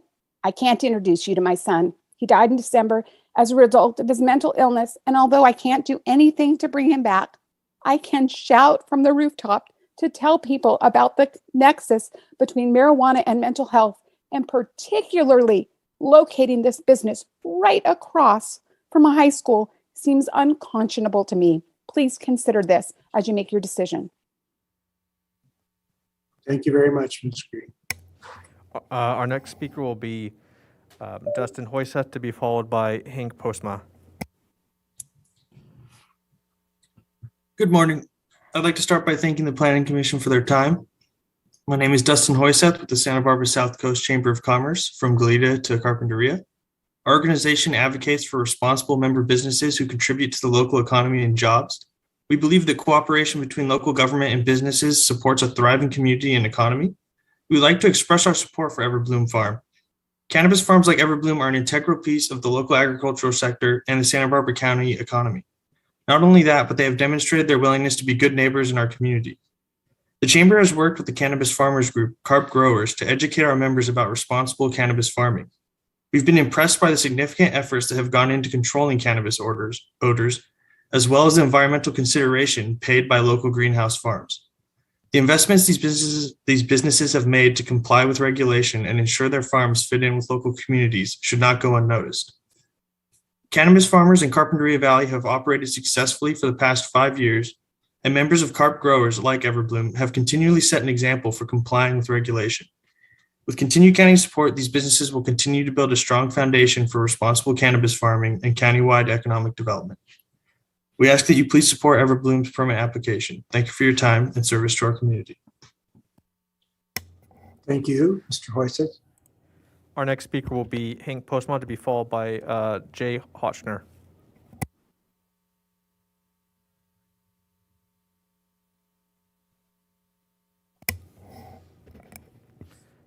Mr. Postma, if you could unmute yourself.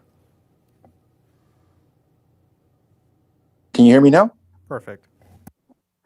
Thank you. Thank you for the opportunity to speak this public forum. I'm a resident at the Meadows Circle, which is the subdivision that's right behind Boys and Girls Club, across from the Kingdom Hall, direct neighbor to Everbloom. I've lived in the community for a little over 3 years with my family. I have two daughters, 12 and 9, and I've never had any impacts by the cannabis odors. I know some of my neighbors have, but my children have enjoyed the neighborhood. They also go to Howard School, which has moved closer, and we're able to walk them to school every day without any impact from Everbloom. As a resident, have been approached several occasions as a local business trying to communicate with its neighbors, and have been very impressed at the tours that I've done through the Everbloom campus, as well as the efforts that they seem to be taking towards their community at every step. I had the pleasure of growing up in the Central Valley, agricultural land. I've had many family members die from the cost of pesticides over the years, and applaud Everbloom's practices, as well as the direction that a lot of these cannabis cultivators are doing to steer away from that, as well as the many steps that they're taking for the hurdles to get past the odor control. Love living in Carpentry. I've never had any issues. Am shocked when I hear about my neighbors complain about real estate values, as I currently rent and cannot see any horizon where Carpentry or real estate values will decline, not because of cannabis, but because of the great environment that we live in and the community that the farmers are able to sustain.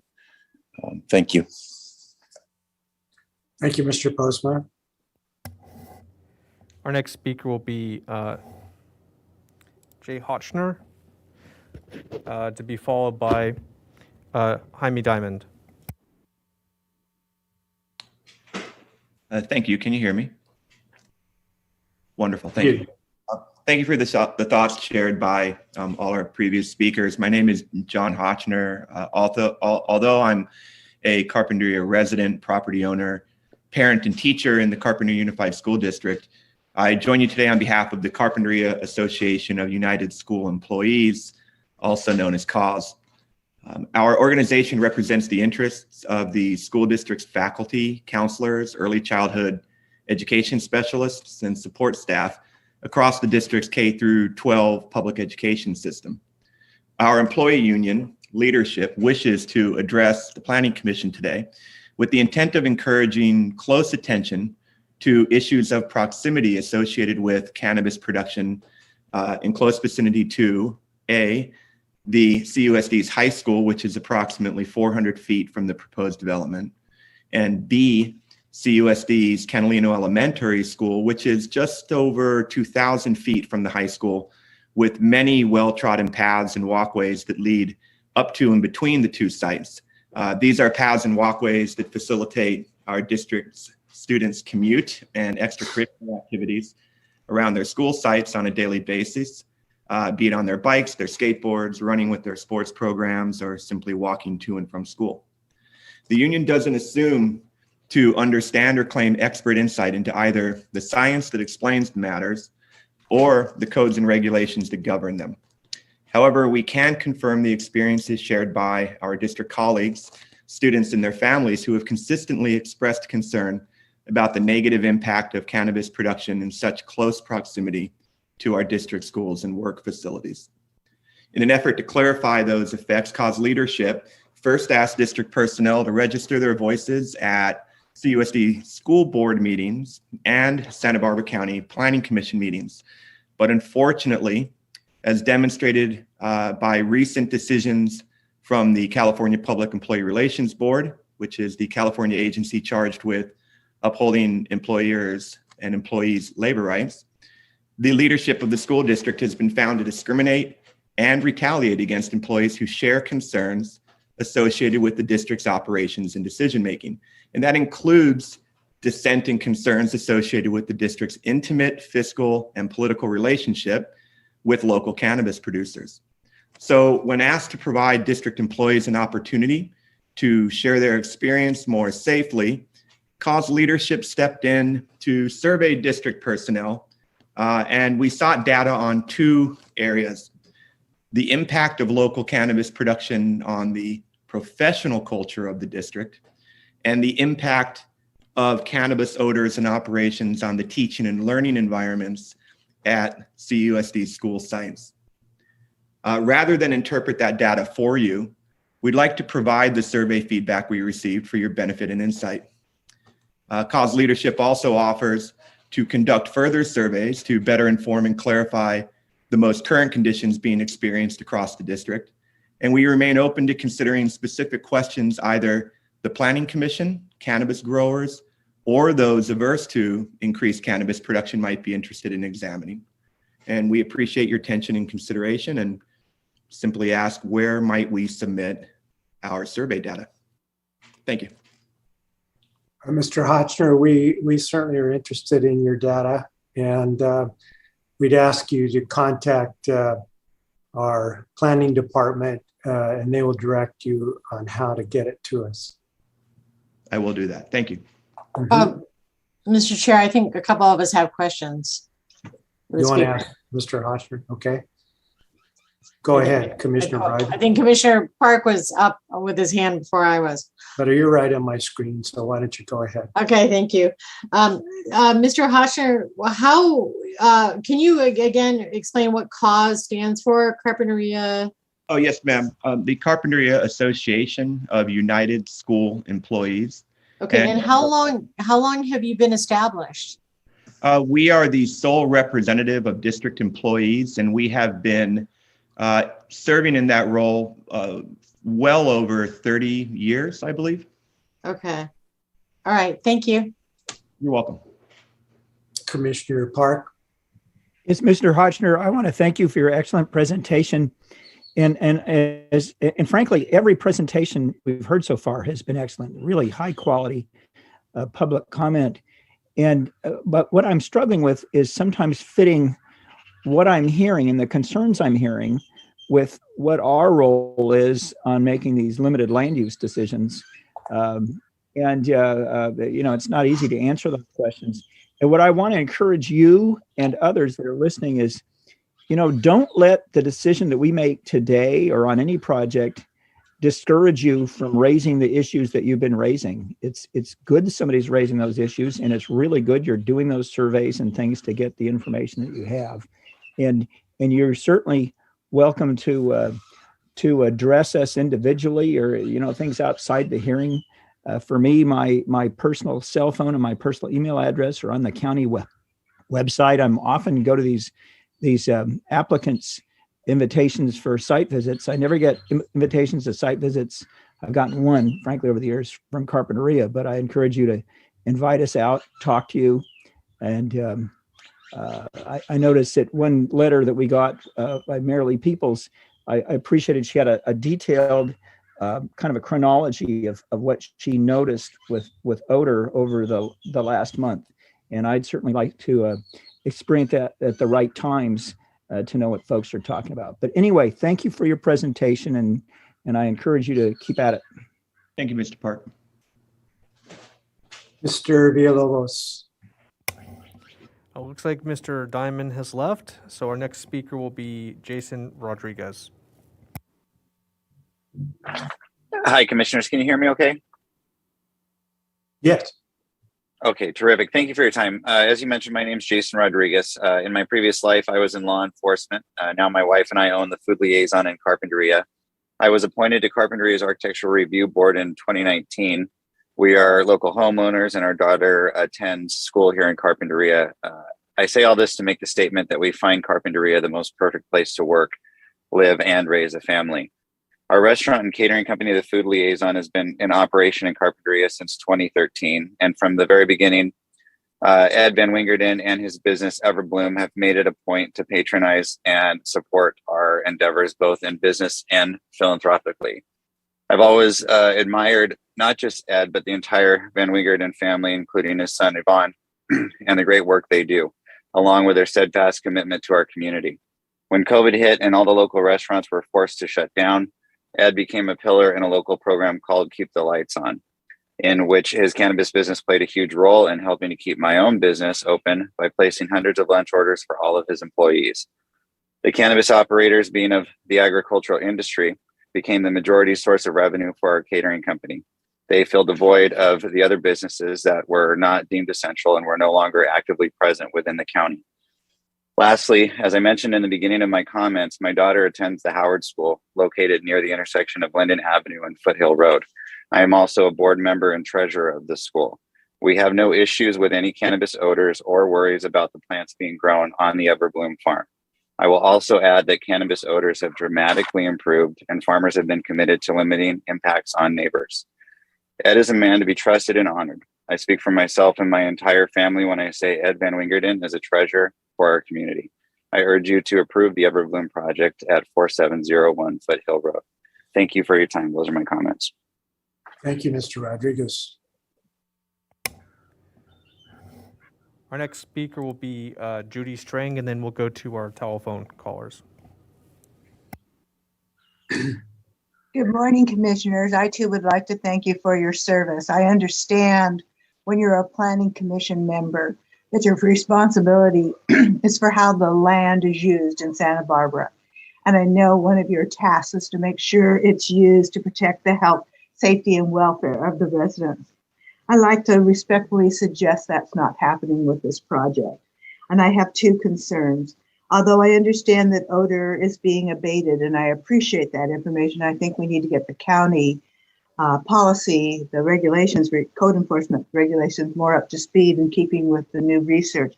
However, it isn't just odor that goes into the air.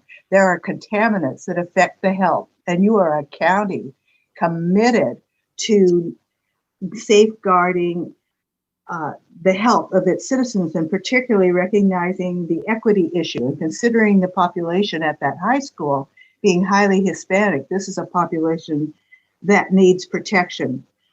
Of second concern is the black market. Not a day goes by that someone doesn't mention there's far more pot being cultivated than is ever consumed in the state of California. Do you know where the pot from this farm is going? Is it contributing to the black market? Is it leaving for states who do not allow the use of marijuana for recreational purposes? Is there a way to know that you're not contributing, or it's not contributing to a far greater problem? I recognize that this feels a little outside your purview, but I'd like to respectfully suggest on behalf of parents that when you're tasked with health, safety, and welfare, who you're really talking about is the youth population, because no one talks for them. And so this morning, I would like to talk to you in their behalf. Thank you. Thank you, Ms. Strong. All right, before we move on, I just want to check on our telephone callers. We have two. I have you labeled as caller 675 and 839. Those are the last three digits of your phone number. Go ahead and hit *6 when I call on you. We're going to start with caller 675. Go ahead and hit *6 on your phone to unmute yourself.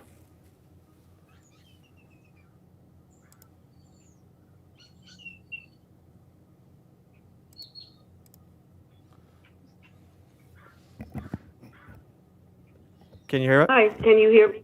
Perfect. Go ahead whenever you're ready. And if you could introduce yourself for the record before you start, that would be great. Thanks. Sure. I'm Ann Louise Bardak. We have lived in Carpentry for over 30 years. I have worked as a journalist writer for over 35 years. I'm speaking as a resident and deeply concerned. Dear commission members, the fact of the matter is that this particular cannabis facility is in direct violation of federal law. Title 21, Section 860. That means 1,000 feet away from schools, children's facilities. It's very clear, no alcohol, no drugs. So this is a direct violation. It's even a direct violation of state law, which mandates 600 feet. This is 450 feet. So as far as I know, federal law trumps state law and county law. And let me add, even in the first district of Santa Barbara County, how do we even proceed in violation of state law and federal law?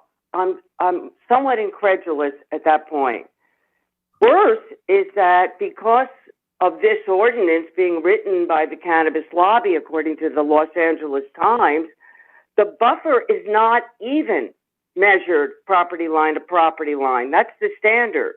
But a gimmick where you go from the school property line to a greenhouse structure.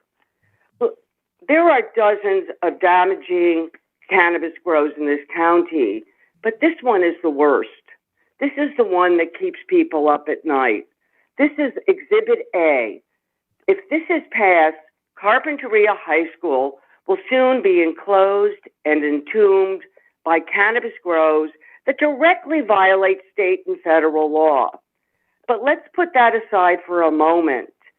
Can there be any question that the ongoing pollution, the adverse health impacts that seem to get worse, we drive by it every day, sometimes 2-3 times a day, that this is just simply immoral? I ask you to ask yourself, could this be happening at any school in Montecito? Of course not. In Santa Barbara, would it ever be happening in any school with a majority white population? This reminds me of the Superfund sites in the Deep South that just happen to be near majority black communities. Is there any coincidence that roughly 75% of the students and staff attending Carp High and the Boys Club and Girls Club are Hispanic? That quite a few are from undocumented families? And also that there will be no enforcement from the county. Commissioner Bridley asked an excellent question when she said, why isn't she heard from the school district?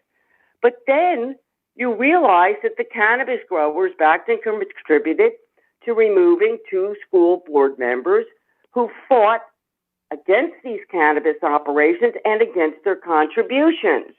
They even succeeded in removing the only Hispanic member of the school board, Rogelio Delgado. Consider that Superintendent Diana Rigby initially insisted upon a 1,000-foot buffer, saying how important it was to be in compliance with federal law. Well, since then, as the cannabis money comes in to buy them a movie projector or fix up a field, suddenly we don't see it. The money comes in violation of their very own charter. Look, all Ms. around Bardak, you're going over, giving you a lot of extra time, but if you could wrap up, it'd be great. Okay. I'm just saying, okay, all around us is the unrelenting, corrupting power of big cannabis. We're told this by the teachers, by this union, by the staff at the county, at every level. Keep quiet, no complaints about cannabis, work with the growers, or be sidelined or lose your jobs. We ask you today to vote no, or at least continue this for further community consultation. Books will be written about this sorry saga. We ask you to stand with the students, the children, the teachers, and the residents, and to please be on the right side of history. Thank you very much. Thank you for calling. All right, staying with our telephone callers. Our next caller is, if your last three digits of your phone number are 839, hit *6 on your phone to unmute yourself. Again, for our telephone speakers, you have to hit *6 to unmute yourself. We're at caller 839, so those are the last three digits of your phone number. Go ahead and unmute yourself.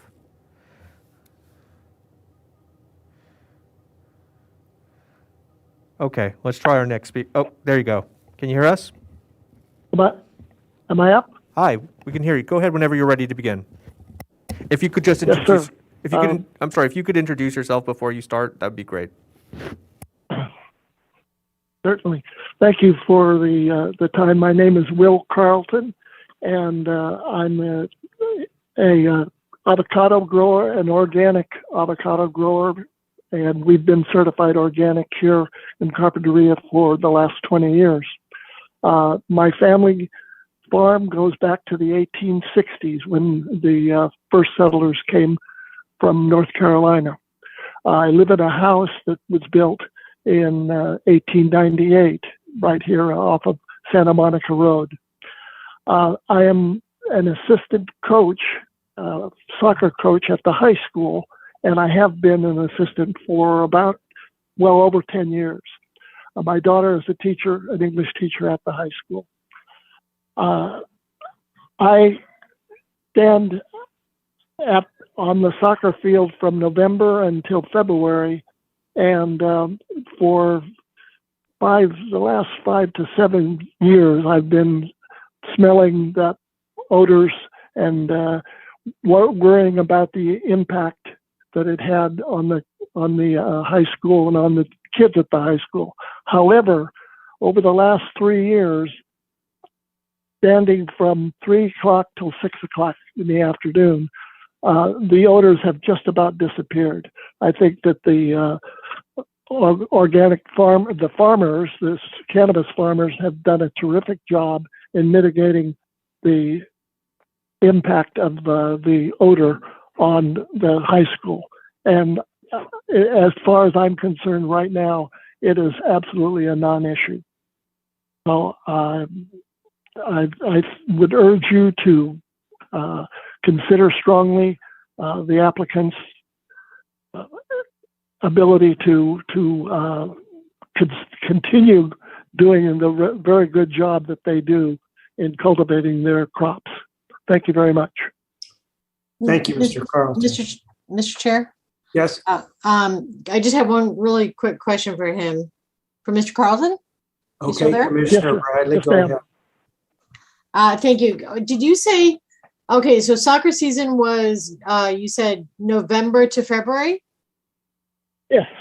Okay, and then you're noticing, except between 3 and 6 p.m. Did I understand that correctly? You're noticing that the smells have dissipated. That's when we are coaching the girls in soccer. They're on the soccer field at that time. Okay, and during that time, you're noticing that the smells have gotten better in the last 3 years from the previous. Well, believe me, 5 years ago it was horrible, and we noticed it, and it is now not a non-issue. Okay, thank you very much. Non-issue. Thank you. I also ride my bicycle down the 192 past these farms, and I don't smell the problem anymore. Okay, that's very helpful. Thank you. Thank you. Thank you, Commissioner Bradley. Next speaker. All right, caller 099. If your last three digits of your phone number is 099, hit *6 on your phone to unmute yourself.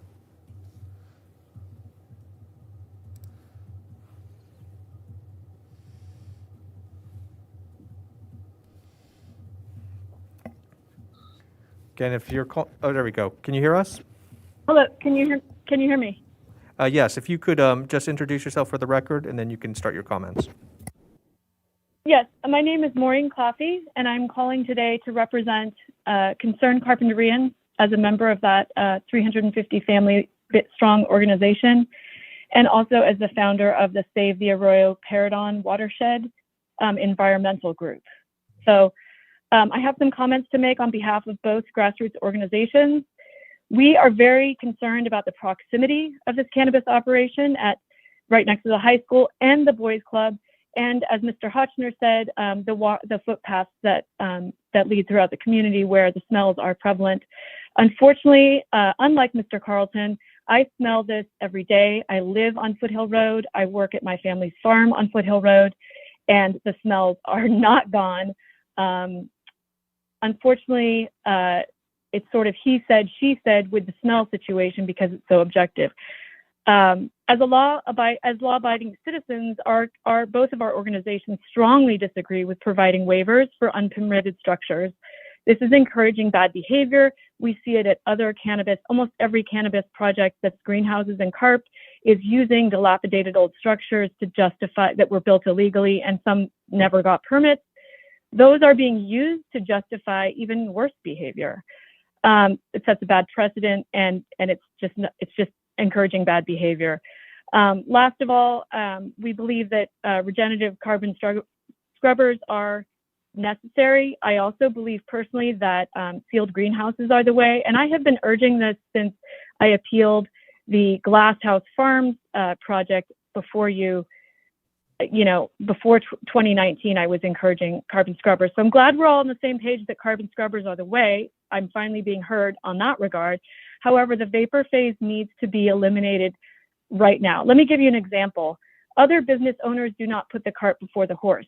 An ice cream company doesn't sell melting ice cream that's in a puddle because they complain that there's not good freezing technology.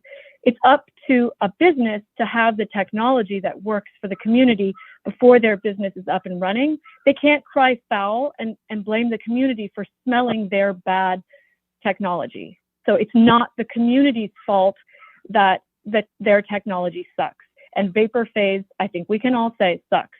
That's what is happening.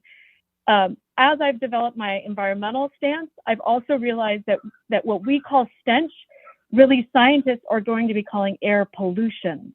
And the vapor phase technology contributes to small particle pollution that has been known to trigger asthma, allergies, and many other things. So I want to leave you with this one word, two things. Coastal development permits allow for much more leniency. This project does not sit well with the character of this neighborhood and therefore should be denied on those grounds. Second, lawsuit. Do you want a lawsuit now or do you want a lawsuit later? Because that's what you're going to get. You're either going to get it from the developer when you deny this project, although you'll be on the right side of history, or you're going to get it as a civil rights lawsuit for violating the rights and privileges of all these students of color and also disabled students who have lung conditions and problems breathing that are being perseverated and increased by this terrible air pollution.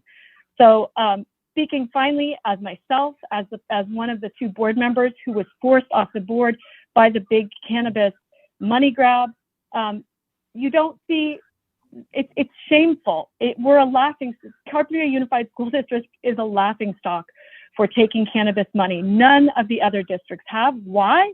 Because they understand that it's dancing with the devil.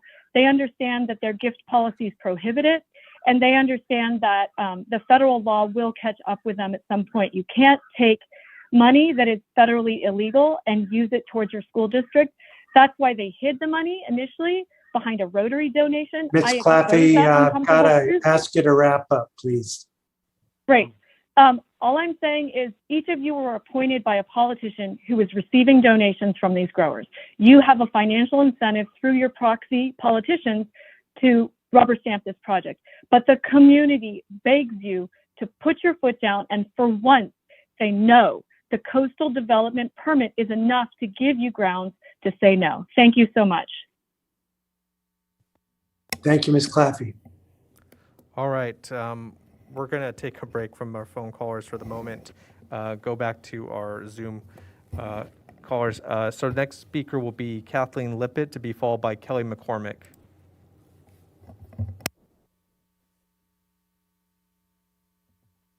Ms. Lippett, if you could unmute yourself.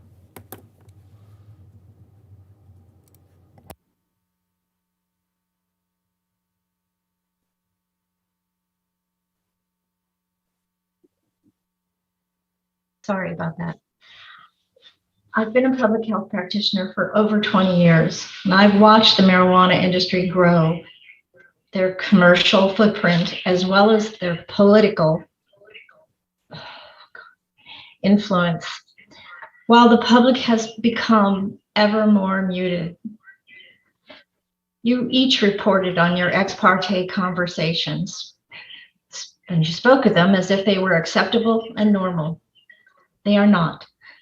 I respectfully request that you also visit emergency rooms and ask physicians there how marijuana use among youth has impacted their emergency room resources. The applicant is already asking for the privilege of expansion, and the applicant's quid pro quo seems to be that they are installing state-of-the-art carbon scrubbers that will further mitigate odors and address community concerns. However, those upgrades should be finished completely first and evaluated by third-party objective consultants. It is always public concerns that are set aside for the benefit of the community today. Permitting applicants to self-verify is subjective and of little value when profit is their singular motivation. Marijuana entrepreneurs have no responsibility or accountability for the health, safety, quality of life, or of your residents. That's your job. A recent Government Accountability Institute published a report on their investigation regarding political corruption of this $21 billion industry. The 75-page report is well documented, and it should be used to call out the motives of politicians who now prioritize marijuana businesses over every other type of business or community concern, especially sensitive setbacks that are manipulated when standard measurement methods are abandoned in favor of new methods that maximize the ability of marijuana businesses to locate ever closer to sensitive uses.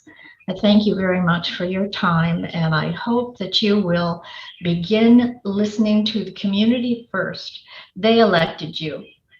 Thank you very much for your time. Thank you, Ms. Lippett. We're not elected, but your points are well made. Our next speaker will be Kelly McCormick, to be followed by Mark Chatello. Good morning. This is Kelly McCormick, and I would like to reiterate my support for the unfairness of locating a facility like this across from a high school, especially where students, don't have the resources to fight against it. I think that it was correct when someone stated you would not be seeing this in front of a high school with a different demographic. And aside from the just wrong nature of it, it should be viewed as, a non-issue to even consider it because of the distance requirement. It's clearly in violation of the law, and to even entertain it under those circumstances is inappropriate. And I would just like to add that I am a public health educator and I follow these issues very closely. And the industry, the cultivation industry, is now actually threatening a boycott of their paying their taxes because they say the industry is just under assault. They can't survive. So they want to boycott their taxes and protest. I have many friends with businesses that would love to boycott their taxes, but on April 15th, they're going to write their checks anyway and file their taxes anyway, even though they don't like it. So, welcome to the club. And finally, there is a well-documented oversupply of marijuana in California. And a number of articles, the LA Times has written about it, Cal Matters has written about it. In fact, over the weekend, they again wrote an article about the oversupply bringing down the wholesale prices to where many growers would have to sell at a loss in the legal market. So they're supplementing their income by selling to the black market at the same time to subsidize their legal market. And that is just according to them, the reality of the business today. And again, that would be not okay for any other business or industry. So we really need to look at the illegality of the location and the business environment, and just say this is not an appropriate use for this land. So thank you. I appreciate your time. I appreciate you listening. Thank you, Ms. McCormick. Our next speaker will be Mark Chatillo, to be followed by Peter DeGray. Good morning, Chair Cooney and members of the Planning Commission. This is Mark Chatillo, and I'm speaking this morning on behalf of the Santa Barbara Coalition for Responsible Cannabis. The coalition is a non-governmental organization that has been working, among other things, to solve odor issues, particularly in Carpinteria. And as has been requested by many in the community, the coalition has pursued carbon scrubbers, better responses and resolution of odor episodes, and the development of science-based objective odor standards in order to address, identify, and resolve the odor issues associated with cannabis in Carpinteria that have been identified as really one of the leading issues within the county's land use jurisdiction. We developed, working with the industry leaders, including members of the Everbloom team and carp growers, the agreement addressing odor. You're familiar with this as we discussed it and presented it at a prior Planning Commission meeting concerning the Maximum project, and attached it to our comments again today. In exchange for the commitments in this agreement, which includes the Everbloom project, the coalition agreed to support the projects that comply with the agreement. Now, Everbloom is a special case for a couple of reasons. First, the coalition is party to a class action tort suit against Everbloom. That case has been told as the odor control strategies that are included in the odor plan before you today are being evaluated. You heard from Mr. Green the processes that are underway. Nothing that we're saying today can prejudice that case that has been told. We want to reserve the rights there, but we're hopeful that the solutions that are contained in this proposal, in this odor plan, will be effective at resolving the issue. But secondly, Everbloom is special because it's one of a handful of the early adapters of an exclusive carbon scrubber odor control strategy. As other commenters have noted, regenerative carbon scrubbers is a very promising solution to address odor issues, and we're proud to have been able to help pioneer the adoption of this technology. We're optimistic that it'll work, but in fact, time will tell. If it doesn't, we do have the commitment, a legally binding enforcement mechanism to ensure that additional measures will be taken to control odor problems. Our agreement focuses on odor issues. Each project entails site-specific elements. There are existing development and past uses on each site. There's surrounding land uses and sensitive receptors. There's history with neighbors. As the public comment that you've heard displays, these are ongoing issues, and the coalition is not commenting on them. But based on the pioneering odor control technologies developed by the applicant's technical team, and in accord with the agreement to get us to this point, the coalition has registered its support for this project. Thank you. Thank you, Mr. Chatillo. Our next speaker will be Peter DeGray, to be followed by Tina Frontato. Good morning, Chair Cooney, Planning Commissioners, staff. My name is Peter DeGray, Executive Director of Carp Growers, the Cannabis Farmers Group in Carpinteria Valley. You just heard Mr. Chatillo mention as being partners with the Coalition for Responsible Cannabis on odor control. In fact, our members are standard bearers for responsible cannabis farming on the Santa Barbara South Coast. Among our members, even Everbloom and Ed and Yvonne Van Wingerden stand out as smart, capable, and responsive operators. You heard from Phil Green and Yvonne earlier, and I think that their professionalism comes through very nicely. They've led the way in setting best industry practices. When state regulators and compliance officers visit Everbloom, regulators take notes on how things should be done at a farm that has a standard of excellence. Everbloom has been a commercial farm for over 40 years, and at one point was one of the largest producers of Gerber daisies in the country. It's sophisticated professional operation in commercial plant production. Santa Barbara City College sends its horticultural students on field trips to the site. So the students have firsthand experience learning from the best of the best in commercial growing. Everbloom is also likely the most transparent cannabis farm on planet Earth. Hundreds upon hundreds of neighbors have walked through Everbloom during public tours. And that's because Ed and Yvonne wanted people, especially skeptics, to get a chance to see firsthand what cannabis farming actually is.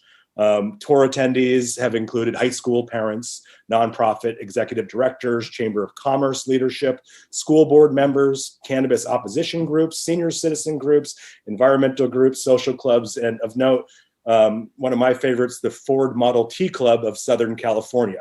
And that's just to name a few.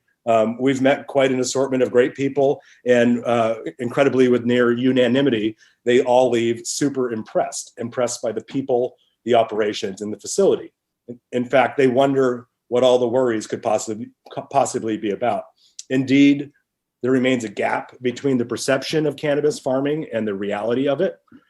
Everyone who has looked at this model operation with an open mind knows it passes the tests and knows that it is the industry standard for odor abatement. We agree completely with the Coalition for Responsible Cannabis and with county staff in asking that the Planning Commission approve this project.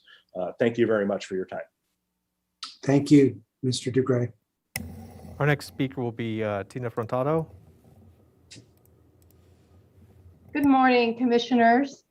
As a 60-year Carpentry resident, Carp High alum, and avid educational champion, I not only support this project, but champion its success.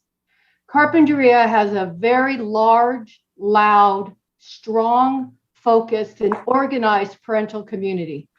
They are the gatekeepers of our schools, youth programs, and all things related to children. And they have never or will ever take their eyes off what is best and right for our children. I think it's absolutely telling that no hordes of parents are expressing opposition to this project. And with history as our touchstone, if our parents had or have ever felt that our students and our children were in harm's way, well, hell has seen no fury like a Carpentry parent. Your telephones, inboxes, and mailboxes would all be inundated with well-crafted and aggressive correspondence from parents, letting you all know without a doubt their opinions and feelings about this project. Carpentry is not a quiet, podunk community. We're not easily manipulated or controlled by anyone or anything. The promise of money and or riches has never held any leverage here. In fact, it's exact opposite. Ask any land developer. The leverage in our community is being able to keep Carpentry an ag community and enjoying the vast benefits that living among acreage of farmland and ranches bring. This project boasts an impressive example of collaboration, engineering, forethought, and leadership. Their hefty investment in state-of-the-art technology, coupled with their support from the Coalition for Responsible Cannabis, proves without a doubt that this project is not only setting industry standards, but equally important, remaining steadfast to their commitment of being responsible neighbors and community citizens. As you know, this project is excellent and 100% deserving of approval. Ed Van Wingerden has and is one of Carpentry's most cherished community members. Let's not lose sight of his unrelenting dedication to this community and their causes, the well-being of his workforce, the health of our environment, and the future vitality of our valley.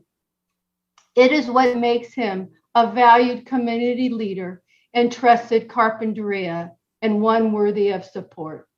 Thank you for your time and dedication to our county. And again, I respectfully ask that you approve this project. Thank you. Thank you, Tina. All right, we're going to go back. We have another telephone caller. If that's you, it's your just hit *6 to unmute yourself and introduce yourself for the record before you start your comments. Hi there. My name is Bob Lesser. I am a Carpinteria kind of adjacent. I live on what has come to be known here locally as Cannabis Alley between Cravens Lane and the high school, and have enjoyed living here for over 30 years, and especially love the opportunity to play tennis on weekends at Carpinteria High School. And I just want to say that there has continued to be the skunky odors in my neighborhood for all these many months, whenever the venting takes place. And I just need to vent myself about how angry I am about all of the spin I am hearing related to supporting a project without a full disclosure of the economic reasons which are trumping the well-being and safety of the students who live in our community and go to school at Carp High. Hearing so much about odor abatement all these last years, and the great minds on both sides are working on it, and that is well and good. But the laws circumscribing a safe area around schools was not based on environmental airborne issues when they made that law. It was to keep substances that could harm young people safely out of the environment. And it's, you know, how they decided on the 1,000 feet. I wasn't there when they did that, but that is the law. And that is a safety zone for those students. And we have rules, and we must stick to them. We have rules about the seal rookery, one of the treasures of Santa Barbara, and we're not allowed to encroach on those rules. And no one has whittled away at that. Let's get a little closer to the seals because we want to do something in these beautiful rocks here, and we can make a few dollars. That stands. We honor those rules, and we have to stand up to all of these issues and make a last stand. Keep this 1,000 foot perimeter. Let the students know that that is a safe zone, as if they were an endangered species here in our community. Give them the protection that at least we give the beautiful seals. I don't mean to make an inappropriate comparison. And it doesn't matter, by the way, that I don't have kids in Carp High. I just live here. I'm a human being. I love our community, and I can't bear all of the acrimony that seems to have seeped into both sides. So we all have to come together and say what our priorities are and keep that perimeter, and we can all breathe a sigh of relief and know that we are all together on that, and we know what is most Thank you, important. Mr. Lesser. You're way past. Thank you. I appreciate You're welcome. the time to speak. Thanks for calling in. All right, we have one more potentially. Jared Ficker, did you wish to comment on this item? Sure, thank you. Chair Cooney and members of the commission, again, thank you for your time, your thoughtful questions, your participation in learning as much as you can, and most importantly, your endurance in moving through a bunch of these cannabis-related hearings. I wanted to just, there's been a lot that's come up on the setback issue. And I just wanted to kind of clarify the record for everyone's purposes. First and foremost, this project strictly complies with the sensitive receptor setbacks that are established in the ordinance, both for nursery and for flowering canopy area. In addition, it's fully compliant with state law. There has been some references to federal law. As we are all keenly aware, cannabis is still federally illegal. The federal law reference of 1,000 feet, I actually consulted with the Deputy Director of the Legal Affairs Division for the Department of Cannabis Control. And her response was, this 1,000-foot radius issue is not an issue that's specifically been raised to us separate from the general context of cannabis activity being illegal under the federal law. So just really quickly on the origins of the setbacks.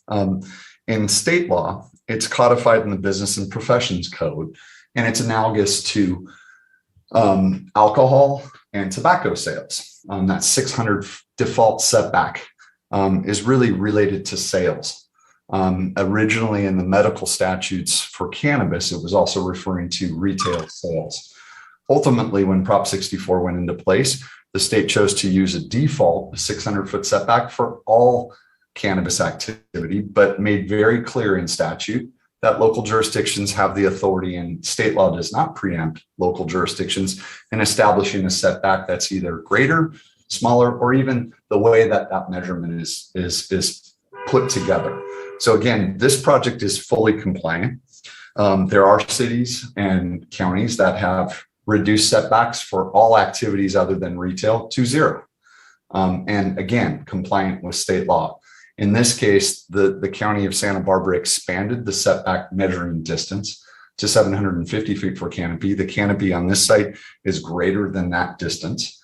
Again, compliant with local ordinance and state law. The special issue, I think, is a little bit indicative of essentially a question of, look, the federal government has chosen to defer to the states as they sort out federal policy. And California indeed has a robust state law that we're implementing today in concert with local jurisdictions that choose to opt in. And so one last thing I would just say in this is that there seems to be some confusion in proximity to high schools. None of the products that are produced in any farm in Carpinteria have any ability to be sold in that vicinity. They can only be moved to a distributor and then sold through a retail legal dispensary. This is how we quash the black market that actually does impact our children at high schools today. You move this product and you sell it through a legal supply chain that has robust track and trace, you have a system that works. So again, I encourage your support, and I appreciate all the great questions and inquiries related to this, but this is a project that strictly complies with the sensitive receptor setbacks and state law. And thank you for your time and consideration. Mr. Ficker, can I ask a quick question? You cited a lot of technical information. Sure. What is your expertise and association with the industry? My expertise, I run a public affairs firm that works on public policy issues throughout the state, not just cannabis, and was very involved in both drafting the state framework related to cannabis and work on a number of public policy issues throughout the state. Thank you. Mr. Villalobos, have we more speakers? I believe that Mr. Ficker was our last speaker. I'm looking down the list. I think that we've gotten everyone that's still here. Okay. We had a request from the applicants to take a little time for rebuttal. Mr. Higgins, how much time do you want? 30 seconds. 30 seconds. Okay. Yeah. Thank you, Mr. Chair. A lot of good questions, good comment. I don't feel though as though we need to respond to any of that. So I think what's before you is a land use matter. We've got findings that staff have prepared and amended that take care of the setback encroachment. And so with that, the only comment that I can add is a response to the question about peak hour traffic trips. The project does in fact propose to sort of close operations at 3:30 p.m. And you're right, the traffic study cites 4 p.m. We simply wanted to study and have that parameter or the framework for what the potential was for maximum impacts. You'd have to just read the traffic report to understand, or at least understand peak hour traffic routines. The peak hour traffic starts at 4 p.m. And if our project closes at 3:30 p.m., we won't have any peak hour increase. So I think the traffic report still supports the project, and the project description at 3:30 p.m. closing time doesn't need to be changed. It's in the record. So we certainly have the team here for other questions if they come up. All right, while we have the team before us, are there any questions of any of the team members before we go to staff and deliberations? I don't see any, Mr. Higgins. Thank you very much. I'm going to turn to Ms. Baylor and ask if she has any follow-up comments based on the public testimony that we've heard the last hour plus. Thank you, Mr. Chair. Ms. Baylor had to step away from the mic briefly, but we staff does not have any follow-up items. Commissioners, any questions of staff? Commissioner Park. Yeah, I'm going to be real blunt. I haven't heard from County Council today. County Council, somebody's there, right? Yes. Yeah, good.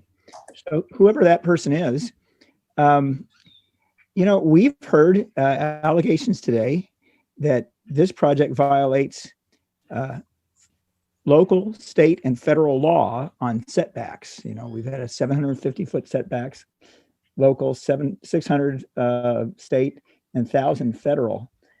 But we haven't heard from you as to whether that is the case or not. And I would assume that if staff, including county council, felt that it did, that would be in the staff report, and you would be telling us that so we don't stumble into something we shouldn't. But I'd like to hear from you right now. Do you believe that this violates those setbacks, or is it just not a question you feel you should be asked? Thank you. Through the chair, Commissioner Park, this is Callie Kim. I'm the assigned attorney who reviewed the staff report. And I don't have any concerns that there's a violation of federal law. I saw the public comments citing it's 21 United States Code Section 860. So I took a look at that law, and it's actually a sentencing enhancement for federal crimes, crimes of unlawfully manufacturing, distributing, or dispensing controlled substances. So it basically means if you violate that federal, or you commit that federal crime within a certain proximity of a school, you could be fined, you could be imposed a higher fine or spend more time in jail. So it really comes down to this question of, yes, we're in a gray area where federal law treats cannabis differently than state and local law, but that's been the case since for a long time now, and isn't particular to this project. So what the Planning Commission's role today is to really look at whether this project complies with our local ordinances and our local setbacks. And as Ms. Baylor laid out for you, it appears that it does. Well, thank you, Ms. Kim. I think that's a very well articulated and well thought out response. And I know you're relatively new to this job, so good work. Commissioner Blau. Yeah, there was a lot of comment about how this is 400 feet from the school, 450, whatever. And I believe Ms. Baylor laid out pretty clearly that with the maps and the measurements that the county took, that we are in absolute compliance with the county and the state rules. So maybe Ms. Kim, you could confirm that is true, being I trust Ms. Baylor to measure things accurately and to give us good information. But seeing as how we've had so many commenters talk about that it's a closer distance, it would be helpful if we had another county employee tell us that it was measured correctly and the distances are 600 and 750 and comply with the rules.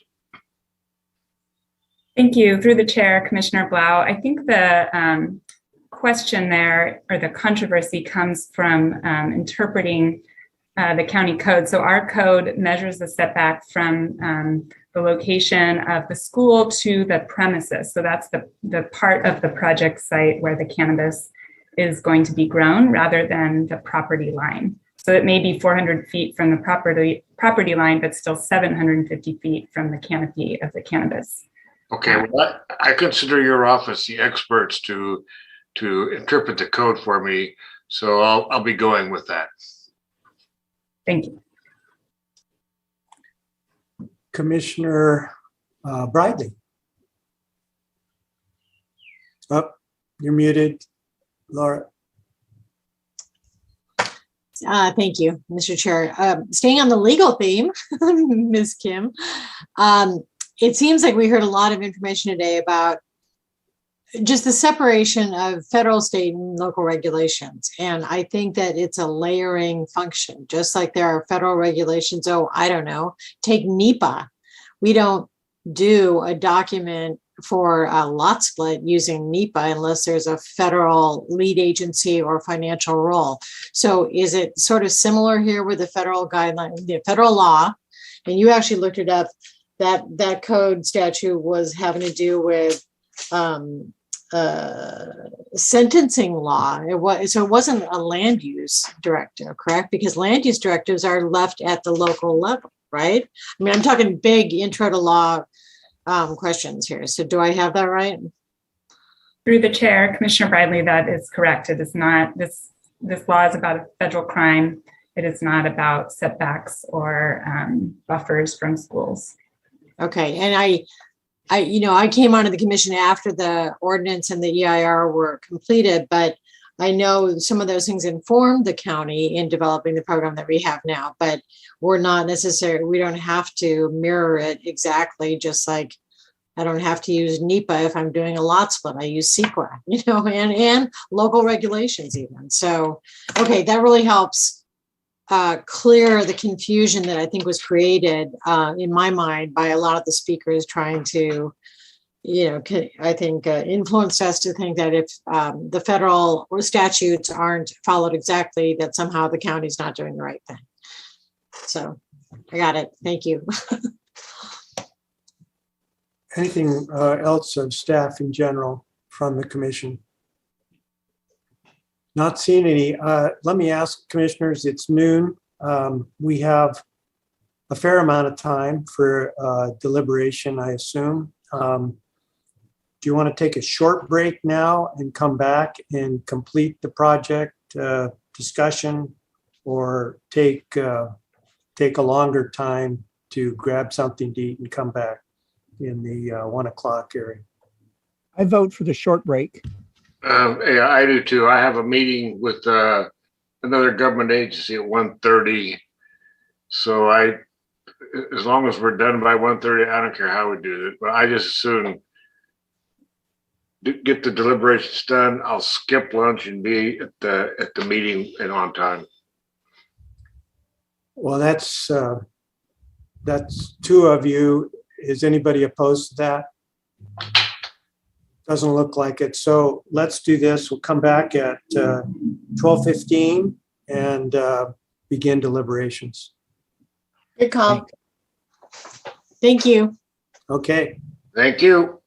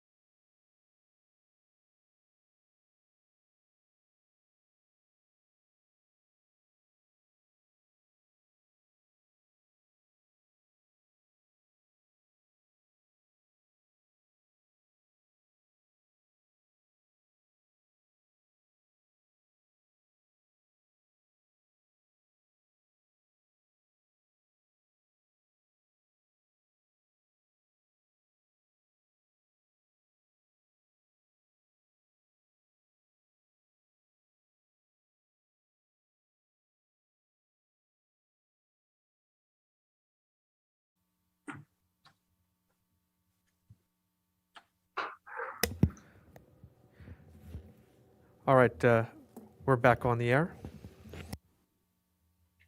Thank you, Mr. Villalobos.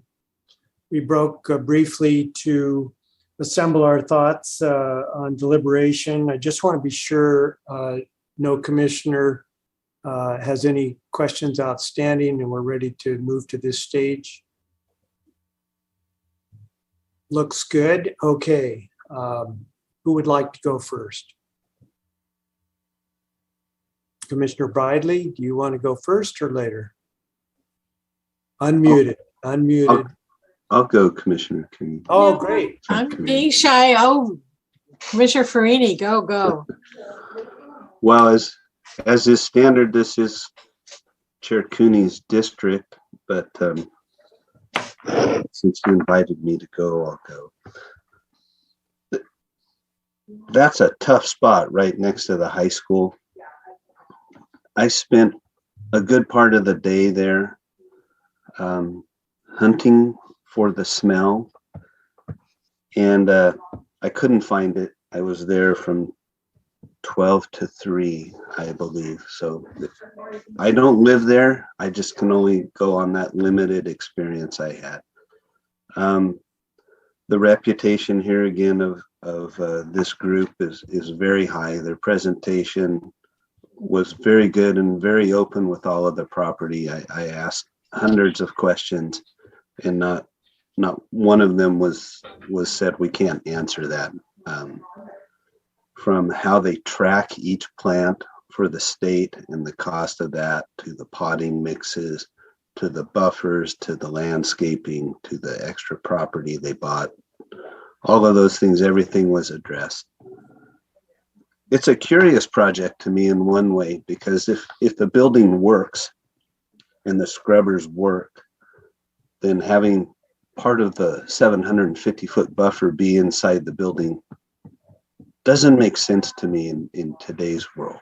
You know, as a part of efficiency and utilization of existing structures, I think that's a key component, right? We're not bringing in more materials. It's not new construction.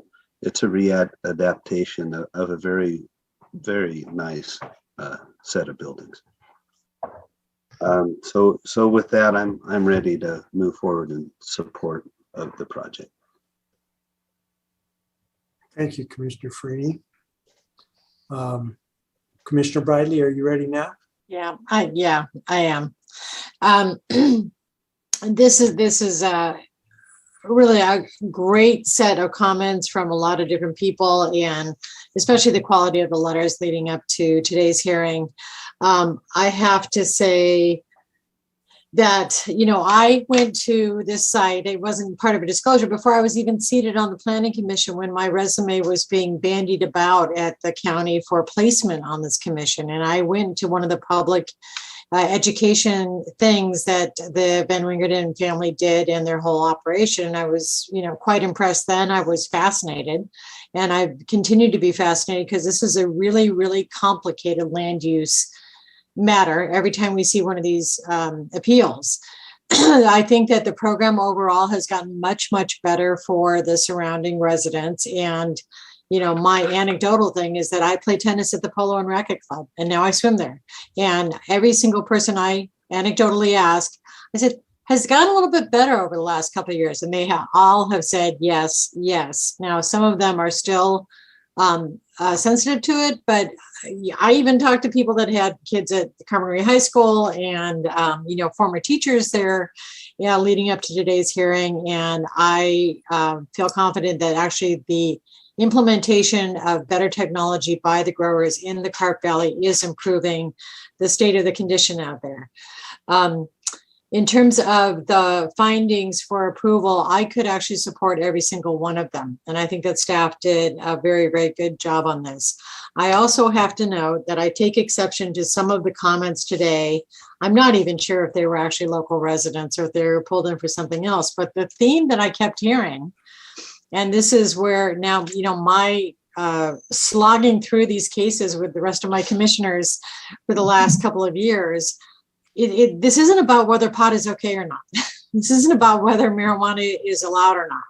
This is actually an allowed land use, and we have a very rigorous set of standards that everybody has to make. And as much as it's gotten better in terms of the technology, which has come about itself naturally amongst people wanting to do the right thing, you know, it hasn't been without pain for these applicants. If you were in an applicant situation and the explanation was, well, you built something 30 years ago when ag had a very, very long leash and people were looking the other way because we wanted to protect ag and we didn't have the resources to go out and tell them they had to take down an extra greenhouse section.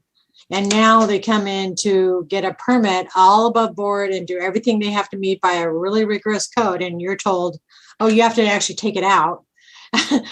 To me, that's insane. You know, the county's never going to do that. They're going to fix the problem by making people bring it up to code. And that's exactly what this applicant has to do. And it's taken a long time for them to get here.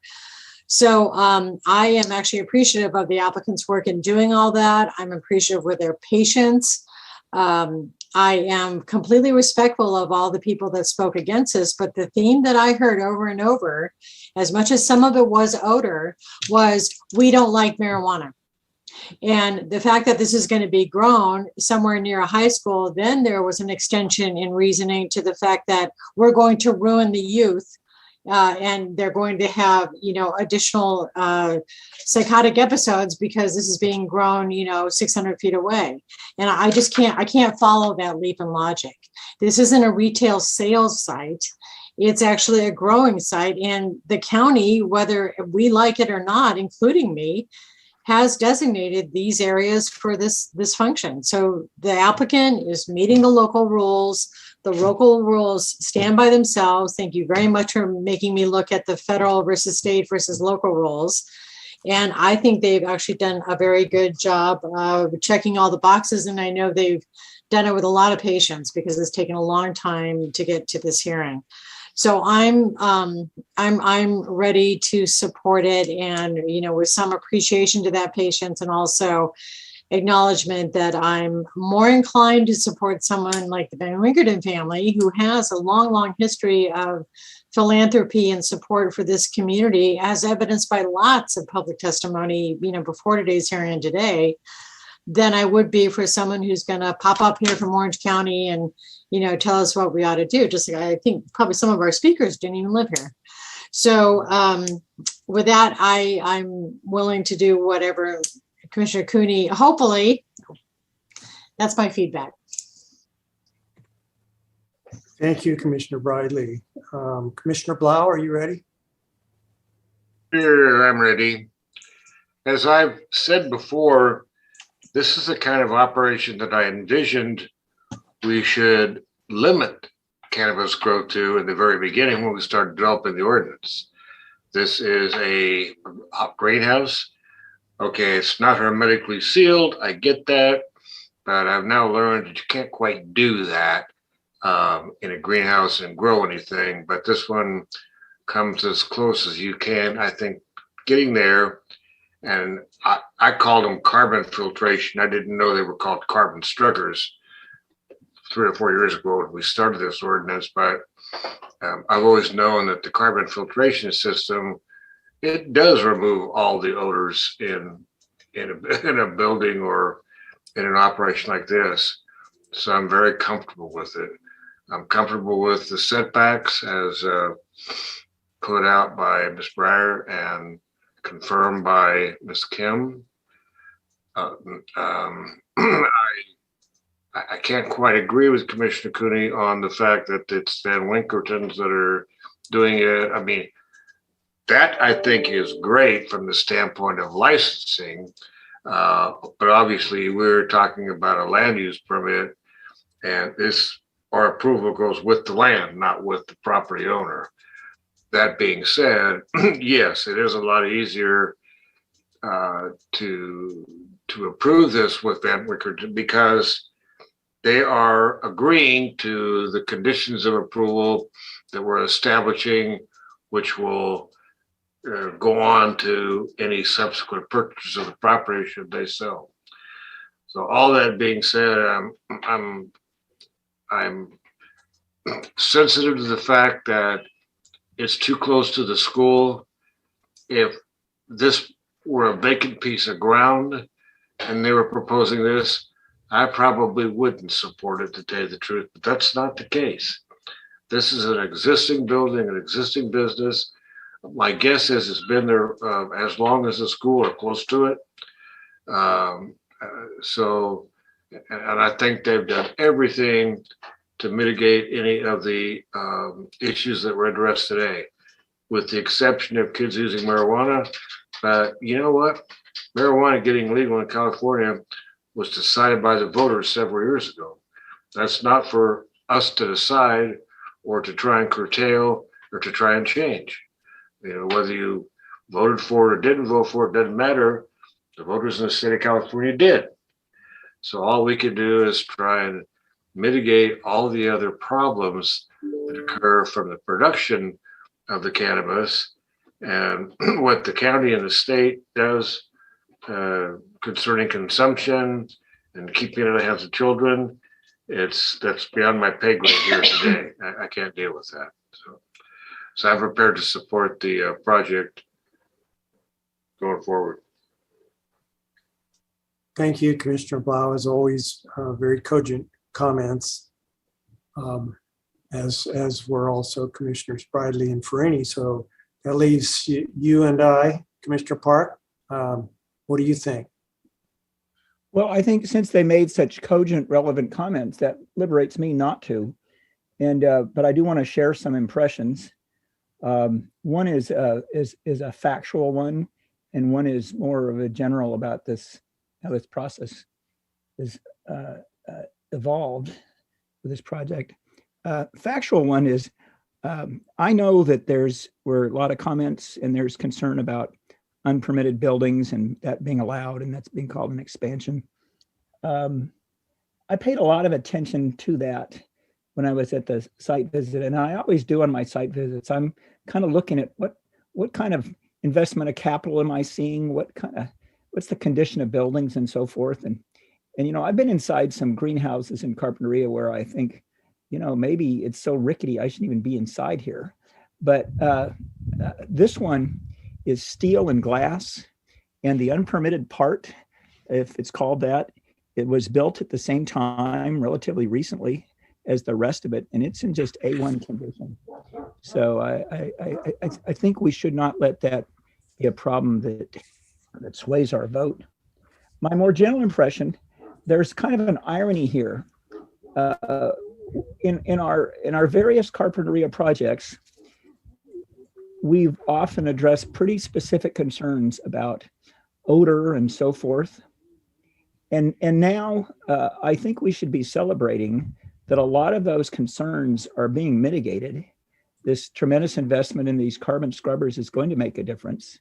And I don't think we should overlook another very key piece of the settlement and also conditions of approval in non-settlement projects, and that is the tiered response protocol.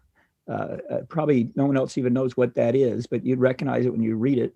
And it has to do with what happens, how you can make a complaint, and what the responses are supposed to be and where that goes.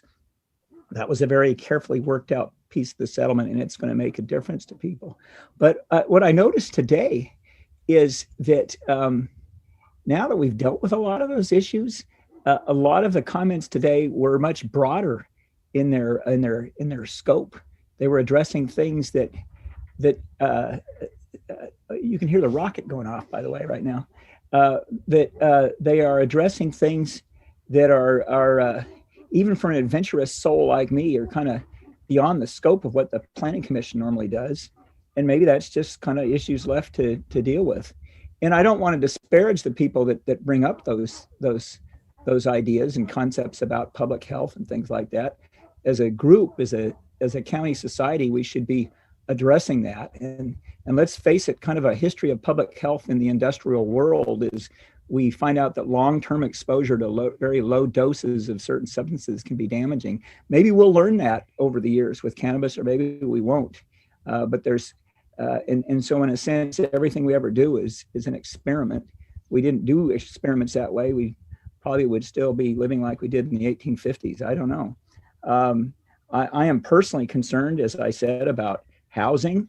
I think we should be, as a whole, as a society as a whole, making sure that we are providing housing for the people that do jobs in this county. And I think there's even a racial component to that, for the fact that we're failing to do that. And I think that's unfortunate. But a lot of those big issues, we need to keep discussing them, but they're not really part of what we're voting on today. So I'm looking at my things I always look at. Agriculture is important to preserve. And one reason it's important to preserve it is to limit urban sprawl. And I think that this basically fits that there. It fits the kinds of things we're supposed to be asking of a project like this. So I'm inclined to follow the lead of the other commissioners, and certainly of you, Chair Cooney, whatever your lead is going to be. Thank you. Thank you, Commissioner Park. You did well, as you always do, in giving us the bigger picture. I sometimes like to take the lead in matters involving the first district, simply to let the other commissioners know where I stand on something. But in this case, everybody has different vantage points of the same issues, and I really value listening to those and rethinking what my impression is of this project. But our project review doesn't start today. It's the product of a tremendous amount of staff work. Ms. Baylor's been credited with the quality of her reports, but behind that is a whole lot of work by other staff members to contribute to the staff report that we see and deliberate. I also think in this case, the South Board of Architectural Review very carefully took a look at the effect of the project on the neighbors in terms of improving the screening, which the applicant indicated is already in place and thriving. And we were able to see it during our site reviews. So there's been a lot of work done. It began with an ordinance that we've had some trouble with, but are bound by.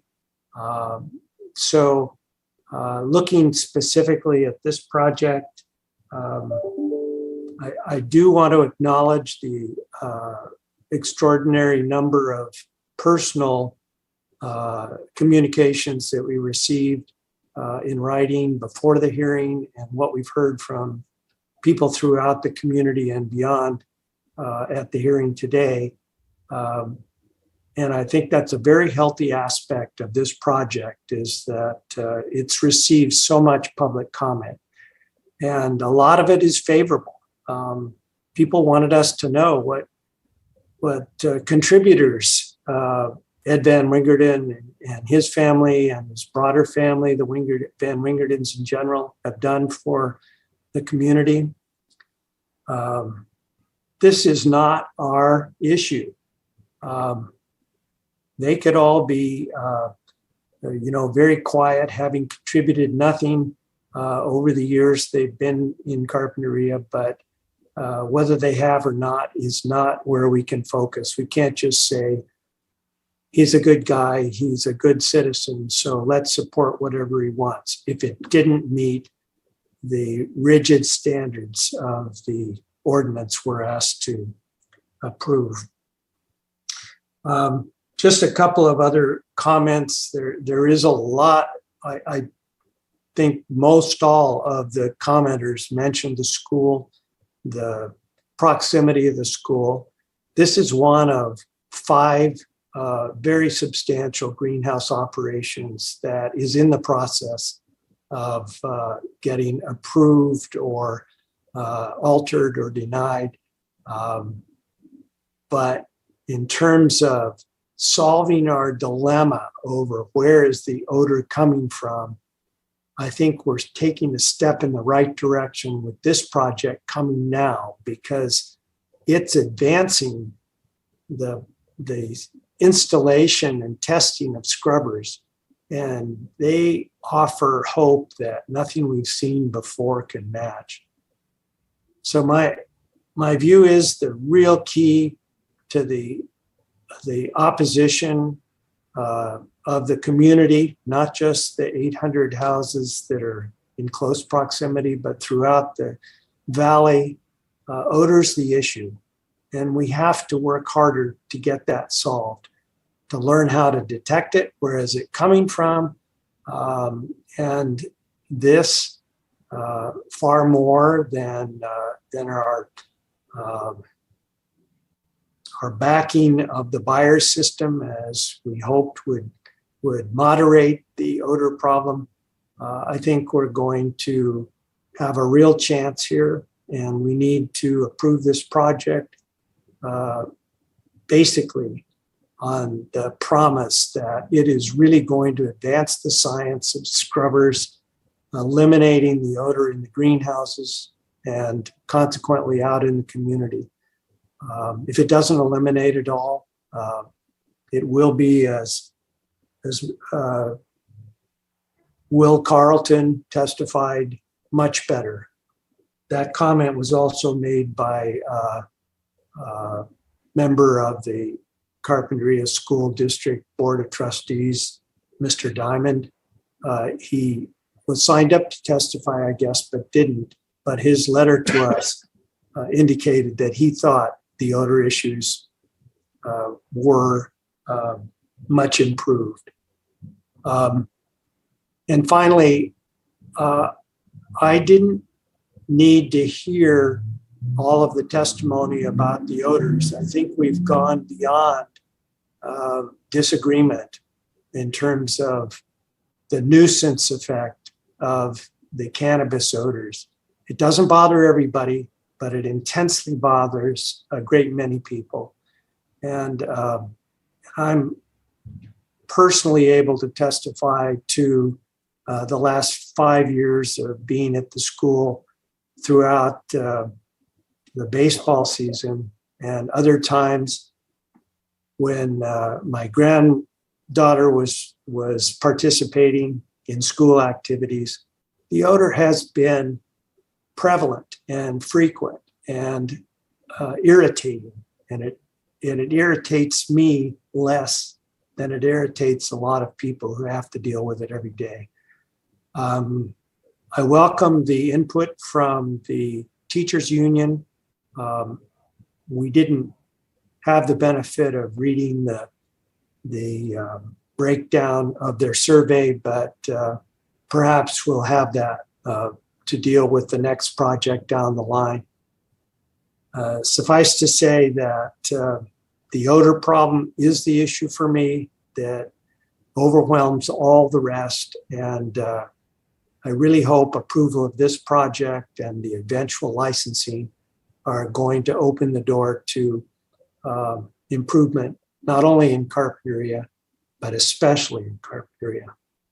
So I'm prepared to make the motion to